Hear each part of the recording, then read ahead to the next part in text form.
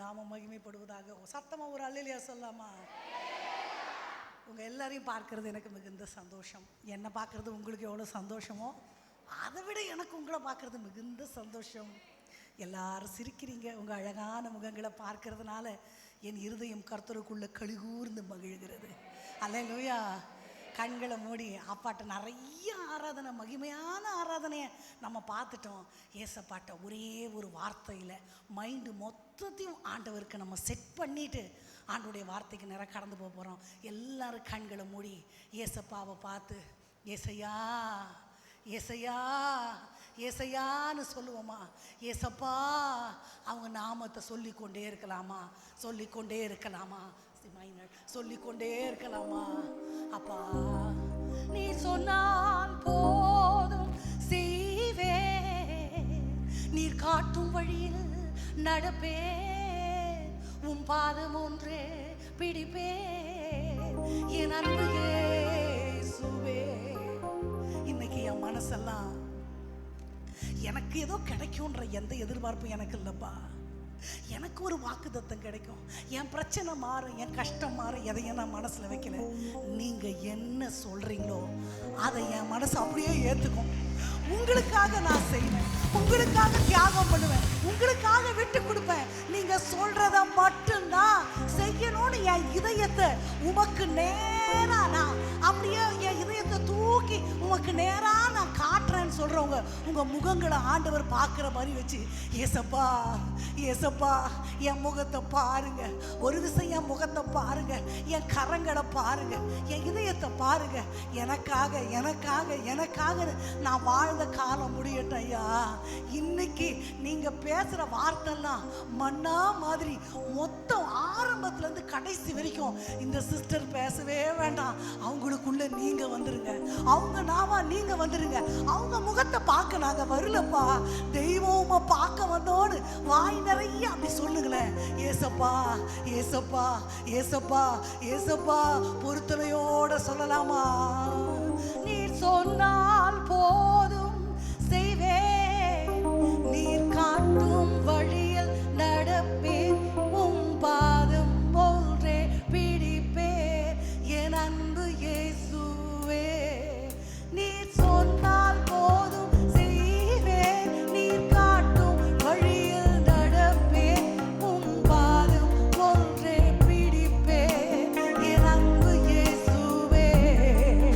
நீர் சொன்னால் போதும் செய்வேன், நீர் காட்டும், நீங்க சொல்லுங்களேன், உம் பாதம் ஒன்றே பிடிப்பேன், அன்பு இயேசுவே. இன்னும் ஒரு விசை, நீ சொன்னால் போதும் செய்வேன், நீர் காட்டும்,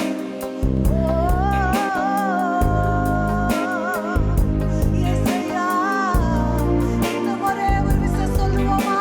நீ சொன்னால் போதும் செய்வேன், நீர் காட்டும் வழியில் நடப்பேன், உம் பாதம் ஒன்றே, அன்பு இயேசுவே. கடலின் மீது நடந்திட்ட உம் அற்புத பாதங்கள் எனக்கு முன்னே செல்வதால் எனக்கு இந்த கவலை. கடலையும் அகற்றிய உந்தன் அற்புத வார்த்தைகள் எங்கள் துணையாய் நிற்பதால் எனக்கு இந்த கவலை. நீர் சொன்னால் போதும் செய்வேன், நீர் காட்டும் வழியில் உம் பாதம் ஒன்றே. கடைசியா பொறுத்தலையோட அப்பாவை பாரு. நீர் சொன்னால் போதும், நீங்க காட்டுற வழி என் பாதைக்கு தீபம், என் கால்களுக்கு தீபம் ஐயா.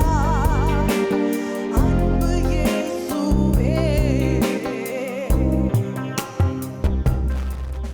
உங்களை நோக்கி பார்க்கிற முகம் பிரகாசமடைந்தது. அந்த முகம் ஒரு நாள் வெட்கப்பட்டு போகாது. உங்க நம்புறவங்களுடைய தலையை காண்டாமிருகத்தின் கொம்பை போல உயர்த்துவீங்க. அந்த தலை வெட்கத்தினால கூடி குறுகுவதில்லை. உங்களை நம்புகிற இருதயம் உமக்குள்ளாய் மகிழ்ந்து களிகூறும். நீங்க எங்களை ஆளுகை செய்யணும்பா, உமது ஆளுகை எங்களை பூரிப்பாக்கும் என்று நாங்க நம்புகிறோம்ப்பா. நாளுக்காக நன்றி செலுத்துகிறேன். எங்க கூட இருங்க. உமது தயவு இந்த நாள் முழுவதும் எங்களை நடத்தட்டும். இனியுள்ள காலங்களிலும் நடத்த வேணுமாய் தெய்வத்தினுடைய திரு நாமத்தை முன்னிட்டு வேண்டிக் கொள்கிறோம். இயேசுவின் நாமத்தில் ஜெபத்தை ஏறெடுக்கிறோம் எங்கள் நல்ல தகப்பனே. ஆமென், ஆமென். இந்த ரெகபோத் ஏஜி சபை மக்களுக்காக நான் ஆண்டவரை மிகவும் நன்றியோடு துதிக்கிறேன். பாஸ்டருக்கும் எங்களுக்கும் பாஸ்டர்மாக்கும் எங்களுக்கும் பர்சனலாக என்ன நாங்கள் எப்படின்னு உங்களுக்குலாம் தெரியாது. உங்கள் பாஸ்டர்மா கல்யாணத்துக்கு நான் போயிருக்கிறேன். பாஸ்டர்மா ஒரு ஸ்கூலிங் கிட்டாக இருக்கும் போதுலேருந்து தெரியும். அவங்களுடைய பாஸ்டர் தான் எங்களோட தலைமை பாஸ்டர். அந்த டினாமினேஷன் தான் எங்கள் அப்பான்னு கூப்பிடவா ஆசை. தேவகுமாரா பாடல்களை எழுதிய அரியலூர் வெஸ்லி ஐயா வந்து ஸ்டீஃபன் தேவகுமார் ஐயாவுடைய ஸ்தாபனத்தில் பல ஆண்டுகள் பணியாற்றினார். அவங்க எங்கள் வீட்டுக்கு வராங்க. அவர் எங்களுக்கு பெரிய ஹீரோ. இந்த ஆனிமாலாம் எனக்கு பயங்கரமான ஹீரோயின். அவங்கள பார்க்க எங்களுக்கு அவ்வளோ ஆசையாக இருக்கும். இதே மாதிரி தான் இருப்பாங்க அழகாக. அவங்க ஃபோட்டோவெல்லாம் எங்கள் வீட்டில் பத்திரமா வச்சு எல்லாருக்கும் நாங்கள்லாம் ப்ரேயர் பண்ணுவோம். நான் மட்டும்தான் ரொம்ப அவங்க வீட்டுக்கெல்லாம் போயிருக்கேன். நான் சென்னையில் படிக்கும்போது பாஸ்டர் என்னை பார்க்க வருவாங்க. அவருக்கு தான் தலைமை பாஸ்டர்ன்ற எதுவுமே இருக்காது. என்னமோ கூட படிக்கிற மாதிரி இங்கே வாங்குவார். அப்படி தான் தகப்பன் மாதிரி தான் நாங்கள் பழகி இருக்கிறோம். இன்றைக்கும் பாஸ்டர் பொண்ணு தான் அவங்க. இன்றைக்கும் அவர் எங்களுக்கு தலைமை பாஸ்டர் தான். நாங்கள் எந்த ஸ்தாபனத்தில் எங்கே வேணால் கல்யாணம் ஆகி போயிருக்கலாம். அப்போது ஆனிமாக்கு திருமணம் ஃபிக்ஸ் ஆனதும் அதெல்லாம் எங்களுக்கு பெரிய விஷயம். எங்கள் வீட்டு கல்யாணம் மாதிரி.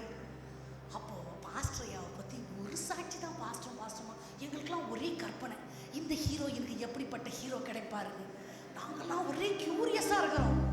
பாஸ்டர் நாங்கள் பார்க்கல, ஒரே ஒரு வார்த்தை சொன்னாங்க, அருமையான ஆராதனை வீரன் கிடைச்சிருக்கிறாரு எங்கள் ஆனிமாக்கு. அன்னைக்கு அவங்களுக்கு கல்யாணமாகி ஒரு ஆராதனையை நானும் போய் எங்கள் அப்பா கூட அட்டன் பண்ணேன். அன்னைக்கும் ஆராதனை பாஸ்டர் நடத்தினார். அன்றைக்கு இருந்த ஆராதனை அபிஷேகம், ஆண்டவர் மேலே உள்ள தாகம் இன்னும் இன்னும் இன்னும் பெரிய கொண்டே இருக்கிறது. அப்படிப்பட்ட தேவ மனிதர்களுக்காக நான் ஆண்டவருக்கு நன்றி செலுத்துகிறேன். எங்கள் பாஸ்டரை நான் கண்டிப்பாக சொல்லணும். எத்தனையோ தலைவர்கள் இருப்பாங்க. தகப்பன் உள்ளம் படைத்த தலைவர்கள் ரொம்ப கஷ்டம். அப்படிப்பட்ட ஒரு தகப்பன் எங்கள் தகப்பன். அதனால் எத்தனையோ இடத்துக்கு போகிறத விட இங்கே வர்றது ரொம்ப நான் சந்தோஷம். ஆனாலும் ஏதோ ஒரு மீட்டிங் வைக்கணும்லாம் பாஸ்டர் என்னை கூப்பிடல. அவரே பெரிய ஊழியக்காரர். அவர் நிறைய மீட்டிங்க்கு என்ன சொல்லுவார், பாஸ்டர்மா அங்கே போயிட்டு வாங்க, உங்களை கேட்குறாங்க நீங்கள் போயிட்டு வாங்க. அவருடைய அந்த டிசிப்ளின்டு த வே ஆஃப் டாக்கிங்க்கும் பர்ஃபெக்ஷனுக்கும் அந்த பாசத்துக்கும் என்னால் மறுப்பு சொல்ல முடிஞ்சதே இல்லை. நீங்கள் சொன்னால் சரி பாஸ்டர், நீங்கள் சொன்னால் சரி பாஸ்டர், அவ்வளோதான் சொல்லியிருக்கிறேன். அவருடைய சர்ச்சுக்கு கூப்பிடும்போது ஏதோலாம் கூப்பிடல. அதே மாதிரி பல நாட்களுக்கு முன்பாகவே அதை ப்ராப்பராக அந்த டேட்டை கேட்டு கன்ஃபார்ம் பண்ணி அவருக்குள்ள ஒரு தாகம், எப்படியாவது நம்ம பெண்கள் நம்ம ஆண்டவர் நம்ம வாழ்க்கையில் நம்மளை கொண்டு என்ன செய்யணும்னு நினைக்கிறாரோ அதையெல்லாம் செய்து முடிக்கணுன்ற தாகத்தை அவருக்குள்ள அந்த தகப்பன் இருதயத்தை நான் பார்த்தேன். எங்கள் சபையில் 100 நாள் ஜெபம் ஆரம்பிச்சிட்டோம். இன்றைக்கு 13வது நாள். இந்த 100 நாளில் ஏற்கனவே கொடுத்த கூட்டங்களை தவிர எங்கேயுமே நான் வெளியே போகல. பாஸ்டர் கேட்கும் போதே இது கன்ஃபார்ம் ஆகிடுச்சு. ஆஸ் யூஷுவல் அவருக்கு மறுப்பு சொல்ல எனக்கு முடியல. அதனால் ஒரு நாள் தான் நான் போயிட்டு நான் வந்துடுறேன். எல்லாரும் எல்லா மீட்டிங்லையும் ஆக்குப்போயிட்டு, அதனால தான் நான் வண்டி ஓட்டினேன். இல்லைன்னா நான் ஓட்ட மாட்டேன், யாரையாவது ஓட்ட சொல்கிறேன். நான் ஓட்டுவேன். பாஸ்டர் என்ன நம்பி தரமாட்டார். இவன் எங்கேயாவது முட்டி போடுவான்னு நினைப்பாரு. நான் முட்டெல்லாம் மாட்டேன். அந்த காலம் பாருங்கள், பத்திரமா தான் வச்சுருக்கேன். நீங்கள் அவரை பார்த்தா சொல்லுங்கள் போய். எனக்கு விளையாட்டாக பேசுறது ரொம்ப வழக்கம். ஆனால் நான் பேசுகிறது எல்லாம் விளையாட்டு கிடையாது. அது சிரிச்சாலும் உள்ளுக்குள்ளே போய்கிட்டே இருக்கணும். பாஸ்டர் மனசில் ஆண்டவர் வச்ச வாரம், பாஸ்டர்மா மனசில் ஆண்டவர் வச்ச வாரம், ஏன் இருதயத்தில் ஆண்டவர் போட்டது. உங்களுக்கெல்லாம் வேலை இல்லையா? அவ்வளோ வேலைகள், அவ்வளவு காரியங்களை விட்டு மணிக்கணக்காக இங்கே நீ will go to the major C. எல்லாத்துக்கும் என்ன தெரியுமா காரணம்? மேஜருக்கு போகலாம் சி. நம்ம எல்லாம் வந்ததுக்கு எல்லாத்துக்கும் ஒரே ஒரு காரணம். என்ன காரணம் தெரியுமா? எப்படியாவது ஆண்டவர் சித்தம் என் வாழ்க்கையில் நடந்துடணும். ஆண்டவருடைய திட்டத்துக்குள்ள நான் வரணும். ஒரு கேள்வி கேட்குறேன், ஏன் திட்டத்துக்குள்ள ஆண்டவர் வரணும்? சி மேஜர் போலாமா? ஏன் திட்டத்துக்குள்ள ஆண்டவர் வரணுமா? ஆண்டவர் திட்டத்துக்குள்ள நான் போனோமா? அடியா உன்னாம உயரணுமே. எப்போ? இப்போ என் வாழ்க்கையில், உங்க வாழ்க்கையில், உங்க எல்லாருடைய வாழ்க்கையில் உம்மரசு வரணுமே, உன் விருப்பம் நடக்கணுமே. ஆசையா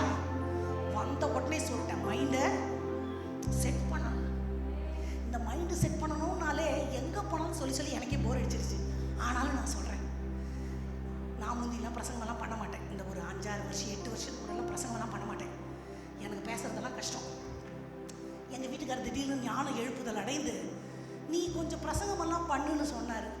இந்த அப்பியாசம் எனக்கு உகந்ததல்லன்னு எவ்வளோ சொல்லி பார்த்தேன், அவர் கேட்ட பாடு இல்லை. அவர்கள் என்னை ஏற்றுக்கொள்ள மாட்டார்கள். யாரு? மக்கள். நான் சொல்றதெல்லாம் நீங்க ஸ்டிக் ஆன் பண்ணிக்கிட்டே வரணும், எல்லாத்தையும் உங்களுக்கு நான் அப்ளை பண்ணுவேன். ரைட்? நான் என்ன சொன்னேன்? இந்த அப்பியாசம் எனக்கு this is not my cup of tea. நான் ஜெபம் பண்ணுவேன், பாட்டு பாடுவேன், பணிவிட செய்வேன், இதுதான் எனக்கு ஆண்டவர் கொடுத்த மேற்கோள் அப்படின்னு சொன்னேன். அவர் கேட்ட பாடு இல்லை. இந்த அப்பியாசம் எனக்கு உகந்ததே அல்லன்னு எவ்வளவு சொன்னாலும் தலைவர் கேட்கல. அடுத்து சொன்னேன், அவர்கள் என்னை ஏற்றுக்கொள்ள மாட்டார்கள். ஏன்? எனக்கு அனுபவம் இல்லை, ஜனங்க என்னை ஏற்றுக்கொள்ள மாட்டாங்க. அவரு சொன்னாரு, ஏசப்பா சொன்ன மாதிரி உன்னை அனுப்புகிறவர் ஆண்டவர் அல்லவா, உன்னை அனுப்புகிறவர் நான் அல்லவா, அவங்கன்னா உன்னை ஏத்துக்கிறது, உன்னை அழைச்சது அபிஷேகம் பண்ணது ஆண்டவர்.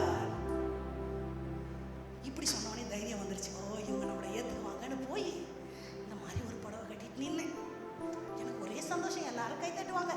இத்தனை நாள் நம்ம பிரசங்கம் பண்ணாம முதல் முறையாக ஒரு கத்துப்பிள்ளை தத்துப்பிள்ளை வந்து நிற்கிறேன். ஒரு பாட்டி வந்து முட்டி போட்டுட்டு இருந்தாங்க. அவங்க என்ன பண்ணாங்க, என் கண்களை ஏறெடுத்து என்னை இப்படி மேலானவைகளை பர்வதங்களை பார்க்குற மாதிரி என்னை பார்த்தாங்க. நான் சொல்றமான பதிலே வரல. பாஸ்டர் வரலையா அப்படின்னா என்ன அர்த்தம்? பாட்டிக்கு மைண்டு ஃபுல்லா பாஸ்டர். அந்த தாடியும் அந்த வெள்ளை சட்டையும் இங்க புடவை கட்டிட்டு ஒரு தாடி இல்லாத மூஞ்சி வந்து நின்ன உடனே பாட்டிக்கு மொத்த ஆவியும் அவிஞ்சு போச்சு, எனக்கும் மொத்த ஆவியும் அவிஞ்சு போச்சு. மடப்பாடம் பண்ண பிரசங்கம் ஒண்ணு கூட வரல. அரை மணி நேரம் பேசுறதுக்கு ப்ரிப்பேர் பண்ணி 10 நிமிஷத்துல ஒளறி கொட்டி நர்வஸ் ஆகி வந்துட்டு யாருக்கிட்ட மட்டும்தான் சண்டை போட முடியும்? விசுவாசிட்ட போய் சண்டை போட முடியுமா? அமைதியா வந்துட்டு சட்டையை பிடிக்கல, அது ஒண்ணுதான் குறை. அப்போ எப்படி அழுது இருப்பேன்? சட்டை பிடிக்க முடியாதே. அப்பாவை பிடிப்பேன், வீட்டுக்கார பிடிக்கும்ல. வந்து அவர்கள் என்னை ஏற்றுக்கொள்ள மாட்டார்கள் என்று நான் சொல்லவில்லையா? நீர் இப்படி எனக்கு துரோகம் பண்ணுவீர் என்று எனக்கு தெரியும். என்ன ஆச்சு எனக்குள்ள? இப்ப பாட்டிக்கு மைண்ட் செட் யார் தான் பேசணும்?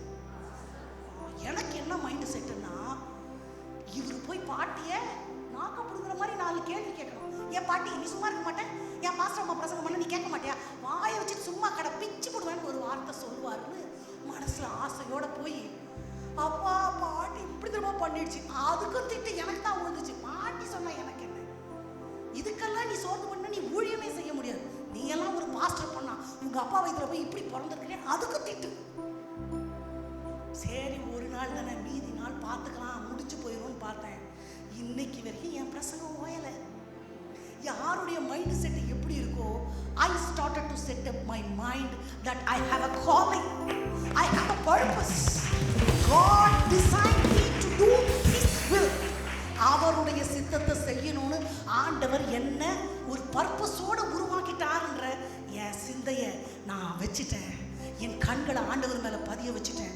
பின்னானவைகளை மறந்து மேகம் போன்ற இத்தனை திரளான சாட்சிகள் சூழ்ந்திருக்கும் போது பாரமான யாவற்றையும் விலக்கி விசுவாசத்தை துவக்குகிறவரும் முடிக்கிறவருமாகிய என் ஆண்டவரை நோக்கி ஓடுகிறேன், நான் ஓடுகிறேன், என் இயேசுவுக்காய் நான். சத்தமா சொல்லாமா?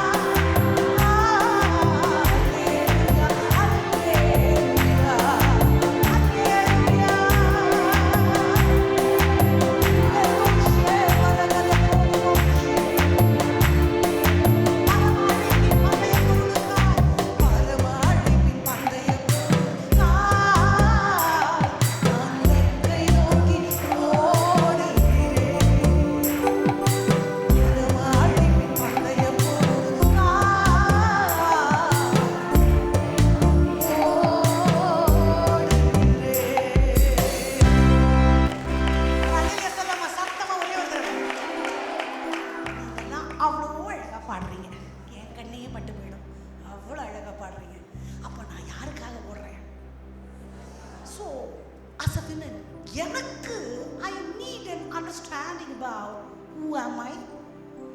நான் யாரு, நான் எதற்காக படைக்கப்பட்டேன், ஏன் நோக்கத்தை நோக்கி தான் நான் ஓடிக்கொண்டிருக்கிறேனா அப்படின்ற ஒரு சிந்தனையை உங்க இருதயத்தில் வைக்கும்படி ஆவியானவர் என் இருதயத்தில் வைத்தார். எனக்குன்னு ஒரு இயலாமைகள் இருக்கிறது, நான் கடந்து வர வேண்டிய பாதைகள் இருக்கிறது. there is a comfort zone. எனக்கு ஒரு கம்ஃபர்ட் ஜோன் இருக்கு, அதை விட்டு வெளியே வர்றது எனக்கு கஷ்டம்தான். சொஃபிஸ்டிகேட்டடாக வாழ்ந்தார் யாரு? நோவா, மன்னிக்கணும், மோசே.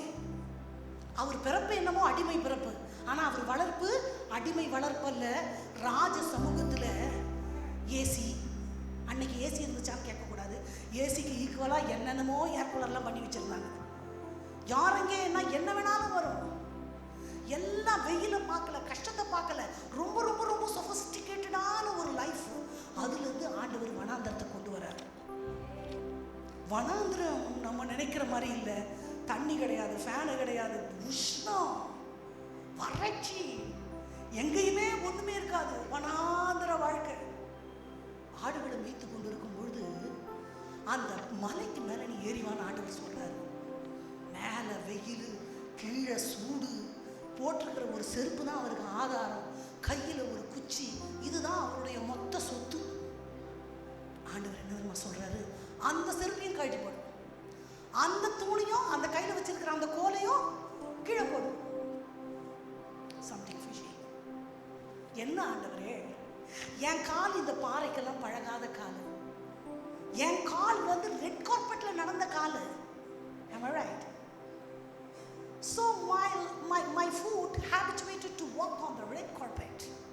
நான் பாறையில் நடக்கிறதே பெருசு, ஏதோ என்னால் முடிஞ்ச மாதிரி ஒரு குஷன் செருப்பை போட்டுட்டு இருக்கிறேன். நான் சொல்கிறேன், அவர் குஷன் செருப்பு போட்டாரோ லெதர் செருப்பு போட்டாரோ நான் பார்த்தேன், போட்டிருக்கிறேன். அதையும் கழட்டி போட்டு இந்த பாறையில் நடக்க சொல்கிறீங்களே, இது எந்த விதத்தில் நியாயம்? ஏசப்பா, நீ கழட்டு. ஆடு மேய்க்கணும், அந்த ஆட்டை சரி பண்ணுறதுக்கு தான் இந்த ஒரு கோல் இருக்குது, அதுக்கு ஒரு இலையை பறித்து போட தான் இந்த ஒரு கோல் இருக்குது.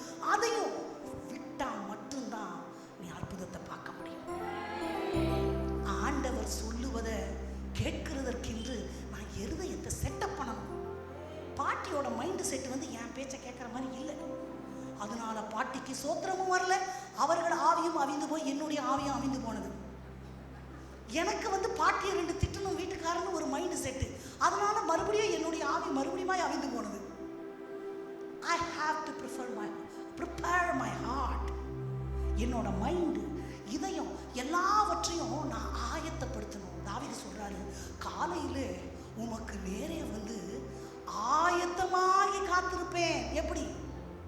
ஒரு மாணவனை போல ஒரு நோட்டு பேனா வச்சு ஏதாவது ஆண்டவர் சொல்வாரா? அதனால தான் நான் சொன்னேன், நீங்கள் சொன்னால் போதும் நான் செய்வேன், நீங்கள் காற்று வழியில் நான் நடப்பேன். What is obedient? எங்கள் தலைமை பாஸ்டர் சொல்வார், late obedient is equal to disobedience. உடனே கீழ்ப்படியாதது கீழ்ப்படியாமைக்கு சமம். ரியல் obedient வந்து வித்தவுட் கொஸ்டின், கேள்வி கேட்காம கீழ்ப்படியணுமாமா. இப்படியெல்லாம் கீழ்ப்படிய முடியுமா? நான் சொன்னேன், இருதயத்தை தேவனுக்கு நேரா நம்ம ஆயத்தப்படுத்திட்டோம்னா, நீ சொன்னால் போதும் செய்வேன், நீ காட்டும் வழியில் நடப்பேன், உன் பாதம் ஒன்றே பிடிப்பேன், என் அன்பு இயேசுவே.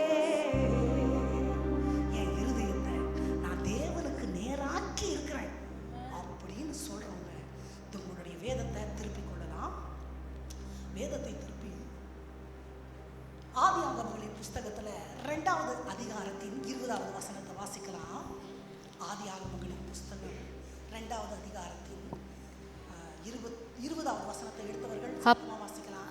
அப்படியே ஆதாம் சகலவித நாட்டு மிருகங்களுக்கும் ஆகாயத்து பறவைகளுக்கும் சகலவித காட்டு மிருகங்களுக்கும் பேரிட்டான். ஆதாமுக்கோ ஏற்ற துணை இன்னும் காணப்படவில்லை. இந்த வசனம் ஒரு பக்கம் இருக்கட்டும்.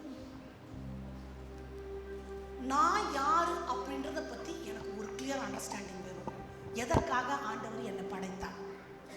பெண் ஆண்டவர் பார்வையில் யார்? பிசாசின் பார்வையில் யார்? என்னுடைய பார்வையில் நான் யார் அப்படின்றத குறித்து ஒரு வரியில நாம புரிஞ்சுக்க போறோம். மனுக்குலம் வீழ்ச்சி அடையும் பொழுது மனுக்குலத்தின் மேல சாபம் வந்தது. நான் ஒரே ஒரு தடவை சொல்றேன், நீங்க கவனிச்சுக்கிட்டே வந்தீங்கன்னா புரியும். இதை மட்டும் மறுபடியும் சொல்றேன். மனுக்குலம் வீழ்ச்சி அடைந்த பொழுது மனுக்குலத்தின் மேல ஒரு சாபம் வந்தது. அது ஆண் மேல ஒரு விதமான சாபத்தையும் பெண் மேல ஒரு விதமான சாபத்தையும் கொண்டு வந்தது. ஆமாவா? ஆணுக்கு என்ன சாபம்? நீ வேதனையோட விதைப்ப, பூமி தன் பலனை உனக்கு தராது, அது முள்ளையும் குறுக்கையும் விளைவிக்கும், உன் நெத்தி வேர்வை நிலத்துல சிந்தி நீ பாடுபடுவ. அதற்கு முன்னாடி பாடே படாம பலன் கிடைச்சிச்சு. பாவம் வந்த பிறகு பூமி உன் வார்த்தைக்கு கீழ்ப்படியாதுப்பா. நீ விதைப்ப, ஆனா அறுக்க மாட்டப்பா. நீ பாடுபடுவ, ஆனா அந்த பாட அந்த பூமி ரிசீவ் பண்ணாது. இது ஆணின் மீதான சாபம். பெண்ணுக்கு ஒரு சாபம் கொடுத்தார் ஆண்டவர். பெண்ணுக்கு ஒரு சாபம் வந்தது. அது என்ன சாபம்? கர்ப்பவதியாயிருக்கும். நீ பிரசவ வேதனைப்பட, உனக்கு பிள்ளை இல்லைன்னு சாபம் கொடுக்கல, நீ பிள்ளை பெறுவ. ஆனா பிரசவ வேதனையோடு வேதனை பெரிதா இருக்கும். மலடுன்ற வார்த்தை ஆதியாகமத்தை பொறுத்த வரைக்கும் பெண்ணுக்கு கிடையாது, ஆணுக்கு தான். விளைவுல சொல்றேன், பிள்ளை பேர்ல சொல்லல. பூமி தன் பலனை கொடாதுன்னா இவன் நிமித்தம் பூமி மலடாயிடுச்சு. உன் கையின் பிரயாசத்தை நீ சாப்பிட மாட்டேன்ற மலடுனோடனே குழந்தைய மட்டும் நினைக்க வேண்டாம். ஒரு மரம் காய்க்கலாம்னா அந்த மரம் என்னது? மலட்டு மரம். ஆவிக்குரிய வாழ்க்கையில நான் வந்து இன்னொரு ஆத்மாவை ரட்சிக்கப்பட வைக்கலன்னா ஸ்பிரிச்சுவலி ஐ ஆம் a barren. ஆவிக்குரிய வாழ்க்கையில எனக்கு ஒரு மலட்டுத்தன்மை இருக்குன்னு, ஆவிக்குரிய வாழ்க்கையில கனி கொடுக்கலன்னா அது எனக்கு மலட்டுத்தன்மை. எனக்கு மலடுன்ற வார்த்தையே சொல்ல கொஞ்சம் கஷ்டமா இருக்கும். ஏன்னா வேதத்துல பிள்ளை இல்லாம இருந்த எல்லாரும் பிள்ளை பெற்றிருக்கிறார்கள், மீகாளை தவிர. ஆமாவா? சாராள் 95 வயசானாலும் சாராளுக்கு பிள்ளை பிறந்துச்சு. அண்ணாளுக்கு குமாரத்தி வயசானாலும் பிள்ளை பெறுவதற்கான ஏதும் சரீரத்துல இல்லைனாலும், கர்ப்பம் செத்தாலும் அந்த கர்ப்பத்தை மறுபடியும் உயிரடைய செய்து பிள்ளை பேரை உண்டாக்குகிற வல்லமை என் ஆண்டவருக்கு உண்டு. அல்லேலூயா. அதனால யாருமே மலடுன்ற வார்த்தையே கிடையாது. பெண்ணை பொறுத்த வரைக்கும் மலடுன்றதே ஒன்றாகிலும் மலடாயிராமல் இரட்டை குட்டி ஈன்றவைகளுமாய் இருக்கும். இஸ்ரவேல் தேசத்துல ஒருவராகிலும் பலவீனராய் இருக்கவில்லை. அப்ப யாராவது பிள்ளைக்காக காத்திருந்தீங்கன்னா இன்னைக்கு எழுதி வச்சுக்கோங்க, நிச்சயமா ஆண்டவர் உங்களுக்கு பிள்ளை பெற தருவார். அல்லேலூயா. 1 வருஷமானாலும் 9 வருஷமானாலும் நீங்கள் பிள்ளை பெறுவது நிச்சயம். No doubt. ஏன் மீகாக்கு மட்டும் பிள்ளை இல்லைன்னா அவள் தேவனை நிந்தித்தாள்.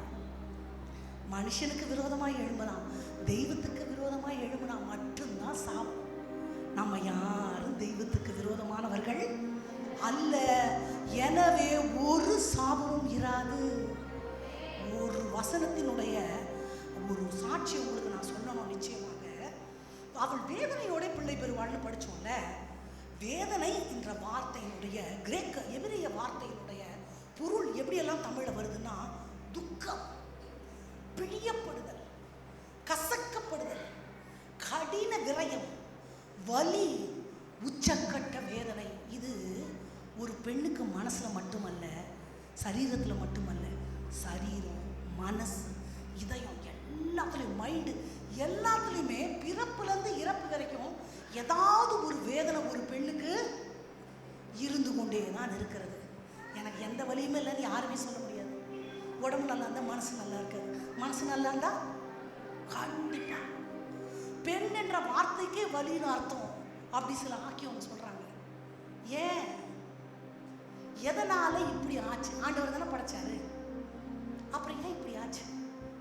ஆணுடைய சாபத்தை பற்றிய விளக்கத்தை இப்ப நான் சொல்லல, பெண்மை வீட்டை மட்டும் மாறேன். இது நாம இப்படிப்பட்ட சாபத்துக்குள்ள இருப்போமானால் இதுல இருந்து நிச்சயமா வெளியே வரணும். எனக்கு சரீரத்துல வேதனை, வலி, ஒரு சிக்கானா என்ன பண்ணும்? விருந்து மருந்தும் 3 நாளைக்கு மருந்து சாப்பிடணும், சரியா போயிடும். அது அப்படியே எப்ப பார்த்தாலும் நோய் நோய் நோய். ஒரு துக்கம் வந்துச்சுன்னா, ஆமா 20 நாள் ஆனாலும் 1 மாசம் ஆனாலும் வருஷ கணக்கா என்ன மன்னிக்கவே முடியல. இப்படி எனக்குள்ள வருத்தம் பெருகிட்டே இருந்தா நாளடைவில் மனசு பலவீனமாச்சுன்னா உடம்பு பலவீனமாயிடும். அப்போ உடனே மன்னிக்கணும், உடனே அந்த சண்டைக்கு ஒரு தீர்வு வேணும். இது எல்லாமே ஒரு பெண்ணுக்குள்ளதான் இருக்கு. சுகமா இருக்கணும்னா துக்கமுகமா இருக்கலாம். பிள்ளை செத்து கிடக்கு, சாப்பிடாமல் அழுது கொண்டு இருக்கிறார். யாரு? தாவீது. தாடி வளர்த்துட்டு இருக்கிறாரு, அழுது அழுது உபவாசிக்கிறாரு. சிக்கா இருக்கும் போதே இப்படி இருக்கிறாரு. செத்து போச்சுன்னு சொன்னா எப்படி தாங்குவாரு? தைரியத்தை வர வச்சுட்டு, ஐயா பிள்ளை செத்து போச்சு, அப்படியா? எழுந்து சவரம் பண்ணி குளிச்சு உடைய மாத்தி டேபிள் வந்து உட்காந்து குடு சாப்பாடு. சந்தோஷமா அவர் செஞ்சிருப்பாரு. தாவீது தன் தேவனாகிய கர்த்தருக்குள்ளே தன்னை தைரியமாகணும்னா ஆகலாம், வேண்டாம் இப்படிதான் இருப்பான்னா இருக்கலாம். நம்ம மைண்டை நம்ம ப்ரிப்பேர் பண்ணி நம்மளே மோட்டிவேட் பண்ணி, ரைட் பரவாயில்ல போட்டோம், ஒருத்தரை மன்னிக்கணும்னா மன்னிக்கலாம். நான் மன்னிக்க மாட்டேன் என்று இருதயத்தை கடினப்படுத்தினா படிச்சுக்கலாம். நான் பேசவே மாட்டேன் இப்படிதான் இருப்பான்னா இருக்கலாம். இல்லை நான் மிருது செடி, நான் இழகி கொடுப்பேன், நான் ஆண்டவருடைய வார்த்தைக்கு கீழ்ப்படிவேன், இருதயத்தை ஆண்டவருக்கு நேராக நான் திருப்பி ஆண்டவருக்காக நான் சகிச்சுக்கிறேன். மைனர் போலாமா? நான் ஆண்டவருக்காக பாறேன், நான் சகிச்சுக்கிறேன், ஆண்டவருக்காக நான் பொறுத்து போறேன் அப்படின்னு மைண்டை செட் பண்ணி பொறுத்து போனா போகலாம். ரெண்டு வழி என் கண்ணுக்கு முன்னாடி இருக்கு. நீ எந்த வழியை தெரிந்து கொள்ள போறோம்? எந்த வழியை நீங்க தெரிஞ்சு கொள்ள போறீங்க? ஆண்டவர் சொல்ற வழி எதுவா இருக்கும்? மன்னிப்பதும் சகிப்பதும் பொறுத்து போவதும். நீ சொன்னால் போதும் செய்வேன், நீ காட்டும் வழியில் நான் நடப்பேன், உன் பாதம் ஒன்றே பிடிப்பேன், என் அன்பு இயேசுவே. அப்ப நான் யாரு சொல்றத கேட்பேன்? யார் வார்த்தையை நான் நம்புவேன்? அவர் வார்த்தையை நான் நம்பினா என் ஆத்மாவுக்கு இளைப்பாறுதல், என் சரீரத்துக்கு சுகம், என் எலும்புகளுக்கு ஊர், என் நாவுக்கு ஆரோக்கியம், என் இருதயத்துக்கு அது சரணம் பண்ணிடுவோம். செவி சாய்க்கிறதற்கு இருதயம் இருந்தா செவி சாய்க்கலாம், வேணான்னு விட்டுட்டு போலாம். ரெண்டு ஆப்ஷன், ரைட். அப்போ இந்த சாபத்து பிரசவ காலத்துல வலி மட்டும் இல்லை, வாழ்நாளில் எங்கெல்லாம் வலிகள் வேதனை இருக்கோ பிரேக் பண்ணி ஜெபிக்கலாம். இப்போ வலியே இல்லாமல் பிரசவம் பண்ண முடியுமா? ஆப்ரேஷன் ஆனாலும் வலிக்கும், நார்மல் டெலிவரினாலும் வலிக்கும். எனக்கு திருமணம் ஆகலை, என்னோட முதல் அக்காவுக்கு திருமணமாகி பிள்ளையெல்லாம் பிறந்துருச்சு. ரெண்டாவது அக்காவோட ஃபர்ஸ்ட் டெலிவரிக்கு எங்கள் அம்மா வீட்டில் இருக்கிறோம். அப்போது ரெண்டாவது அக்காவுக்கு நல்லா பிரசவம் வலி ஆரம்பிச்சிருச்சு, போகிறா. மூத்த அக்கா ஹஸ்பண்ட் மாமா வந்து ஓட்டுறாங்க, இவ வயிறு பெருசாக இருந்தாலும் இவளை முன்னாடி உட்கார வச்சுட்டு அம்மாலாம் பின்னாடி உட்காந்துருக்குறாங்க. அப்போது எங்கள் மாமா, மூத்த மாமா வந்து பைபிள் காலேஜ் டீச்சர், அவர் வேத ஞானம் நிறைய. அப்போ மாமா சொன்னாங்க, மலர்மா இந்த பிரசவ வேதனை கொடுமையாக இருக்கிறது வந்து சாபம், நீ இதை முறி, ஆண்டவரே இந்த சாபத்தை சிலுவையில் நான் மேற்கொள்ளுகிறேன், ஜெயம் கொள்ளுகிறேன், எனக்கு வந்து ரொம்பலாம் வலிக்கக்கூடாது, லேசாக அந்த சிம்டம் தான் இருக்கணும், அப்படி செய்ய உங்களால் முடியும் ஏசப்பா, முடியும் ஏசப்பான்னு. அவளுக்கு பேசவே தெம்பில்லை. நீ அறிக்கை பண்ணு மலர்மா, ஆண்டவர் செய்வார், நீ வார்த்தையை விசுவாசி, அவர் நாமத்தில் சாபங்கள் முறியுமா. உபாகமங்களின் புஸ்தகத்தில் 23வது அதிகாரத்தின் 5வது வசனத்தை வாசிக்கலாமா? உபாகமம் 23:5. அதனுடைய பின்பகுதி, உங்கள் முன் தேவனாகிய கர்த்தர் உன்மேல் அன்பு கூர்ந்தபடியினால் உன் தேவனாகிய கர்த்தர் அந்த சாபத்தை உனக்கு ஆசீர்வாதமாக மாற பண்ணினார். சொல்லலாமா? என் தேவனாகிய கர்த்தர் சொல்லலாமா? என் தேவனாகிய கர்த்தர் என் மேல் அன்பு கூர்ந்தபடியால் என் தேவனாகிய கர்த்தர் அந்த எல்லா சாபங்களையும் எனக்கு ஆசீர்வாதமாக மாற பண்ணுவார். அல்லேலூயா. நீங்க எப்பேற்பட்ட சாபங்களுக்குள்ள இருந்தாலும், நான் எப்பேற்பட்ட, நம்ம எப்பேற்பட்ட சாபங்களுக்குள்ள, பரம்பரை சாபமோ வியாதியோ பலவீனமோ மன உளைச்சலோ மனது சம்பந்தப்பட்ட வியாதியோ எப்பேற்பட்ட சாபங்களுக்குள்ள இருந்தாலும் நம்மை ஆண்டவர் விடுதலையாக்க சித்தம் கொண்டிருக்கிறார். அவர் விடுதலையாக்குவது நிச்சயம். நம்புறோமா? நம்புறோமா? எங்க மாமா அப்படி சொல்ல சொல்ல சொல்ல அக்கா அதை அறிக்கையிட்டு கொண்டே வந்தார்கள். நடந்தது என்ன தெரியுமா? ஹாஸ்பிட்டல் உள்ள போயிட்டோம். நர்ஸ் செக் பண்ணிட்டு எப்படியும் 24 மணி நேரம் ஆகும், பாப்பா தலை ரொம்ப உள்ளே இருக்குது, அது நகர்ந்து வர்றதுக்கு லேட் ஆகும் அப்படின்னு சொல்லிட்டாங்க. எங்கள் அம்மாவுக்கு ஒரே வேதனை, இன்னும் 24 மணி நேரம் என் பிள்ளை வலி தாங்கணுமா ஆண்டவரே. அப்போ ஜிம்மி மாமா சொன்னாங்க, ஆண்டி மலர்மாக்கு வலிக்காது, அவள் சாபத்தை முடிச்சு ஜோம் பண்ணிட்டா, நம்மளும் ஜோம் பண்ணுவோம், நீங்கள் கவலைப்படாதீங்க. எங்கள் அம்மா ஒரு மாதிரி பார்த்தாங்க, ஏன்னா எங்கள் அம்மா வெல் எக்ஸ்பீரியன்ஸ்டு, 4 பெற்றாங்க, அடுத்த 3 பேரப்பிள்ளை பார்த்தாங்க. எங்கள் அப்பாவுக்கு 10 பேரப்பிள்ளைங்க, 10 டெலிவரி, அவங்களுக்கு 4, மொத்தம் 14. எவ்வளோ பெரிய எக்ஸ்பீரியன்ஸ் எங்கள் அம்மா. அதனால் எங்கள் அம்மா ஒரு மாதிரி சிரித்தாங்க. இல்லை ஆண்டி நீங்கள் நம்புங்கன்னு, சரிப்பா அப்படின்னு சொல்லிட்டு ஜோம் பண்ணிகிட்டே இருக்கிறாங்க.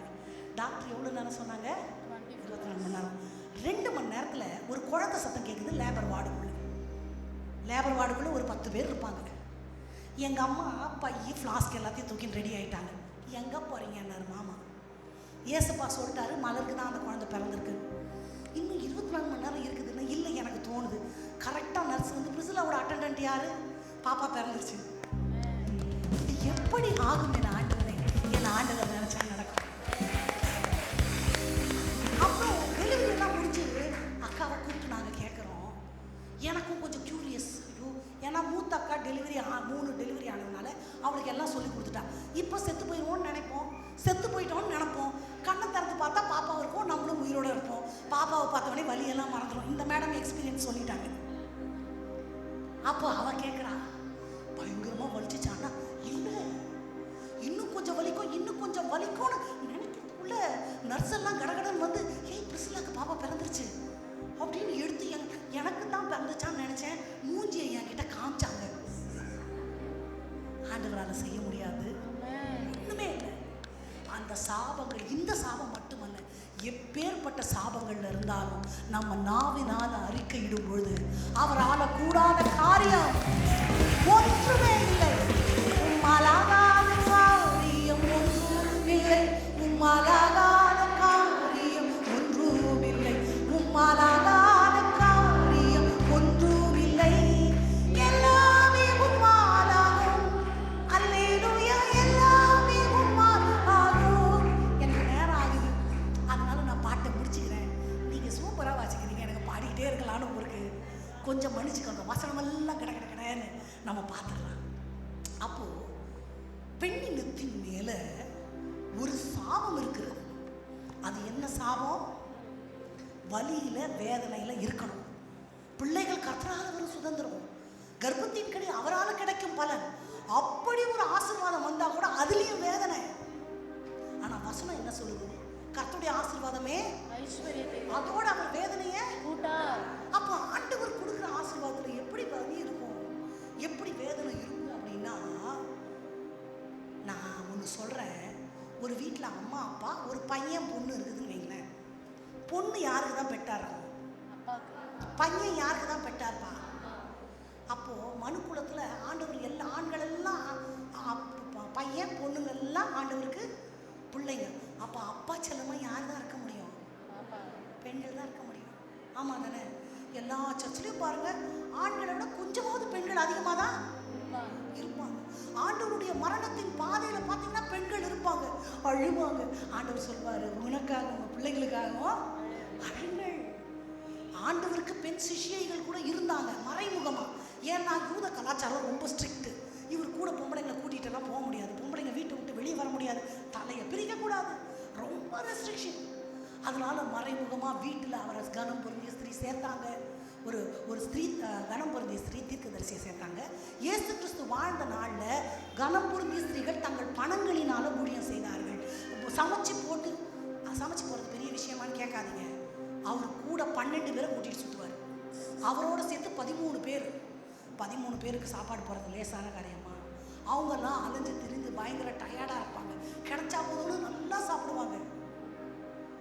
அப்போ கொஞ்சம் வசதி படைத்தவங்க கொஞ்சம் சாப்பாடு போகிறது கஷ்டம் இல்லை. 12 பேர் 13 பேருக்கு சமைக்கிறது. ஒரு குடும்பத்தில் எத்தனை பேர் இருப்போம்? 4-5 பேர் நமக்கு சமைச்சு பழக்கம். சடனாக 13 பேருக்குன்னா அந்த பக்குவம் தப்பி போயிருமில்ல. அதுவும் நம்ம கூட சுமாராக தான் சாப்பிடுவோம். கெஸ்ட்டுக்கு இன்னும் கொஞ்சம் நல்லா செய்யணும்னு நம்ம கை வசத்தெல்லாம் காட்டணும்னு நினைப்போம். ஆமாவா இல்லையா? எல்லாரும் சாப்பிட்டுட்டு போவோம், கைக்கு தங்க வழிகள் போடணும். போடுறாங்களோ இல்லையோ, சொன்னாலே ஒரு கிரீடம் வச்ச மாதிரி எல்லாருக்கும். ஆமாவா? அப்போது அத்தனை பேருக்கு சாப்பாடு போடுறத நம்ம பாராட்டி தான் ஆகணும். ஒரு தடவை இல்லை, எப்பவும் தலைவர் அத்தனை பேரை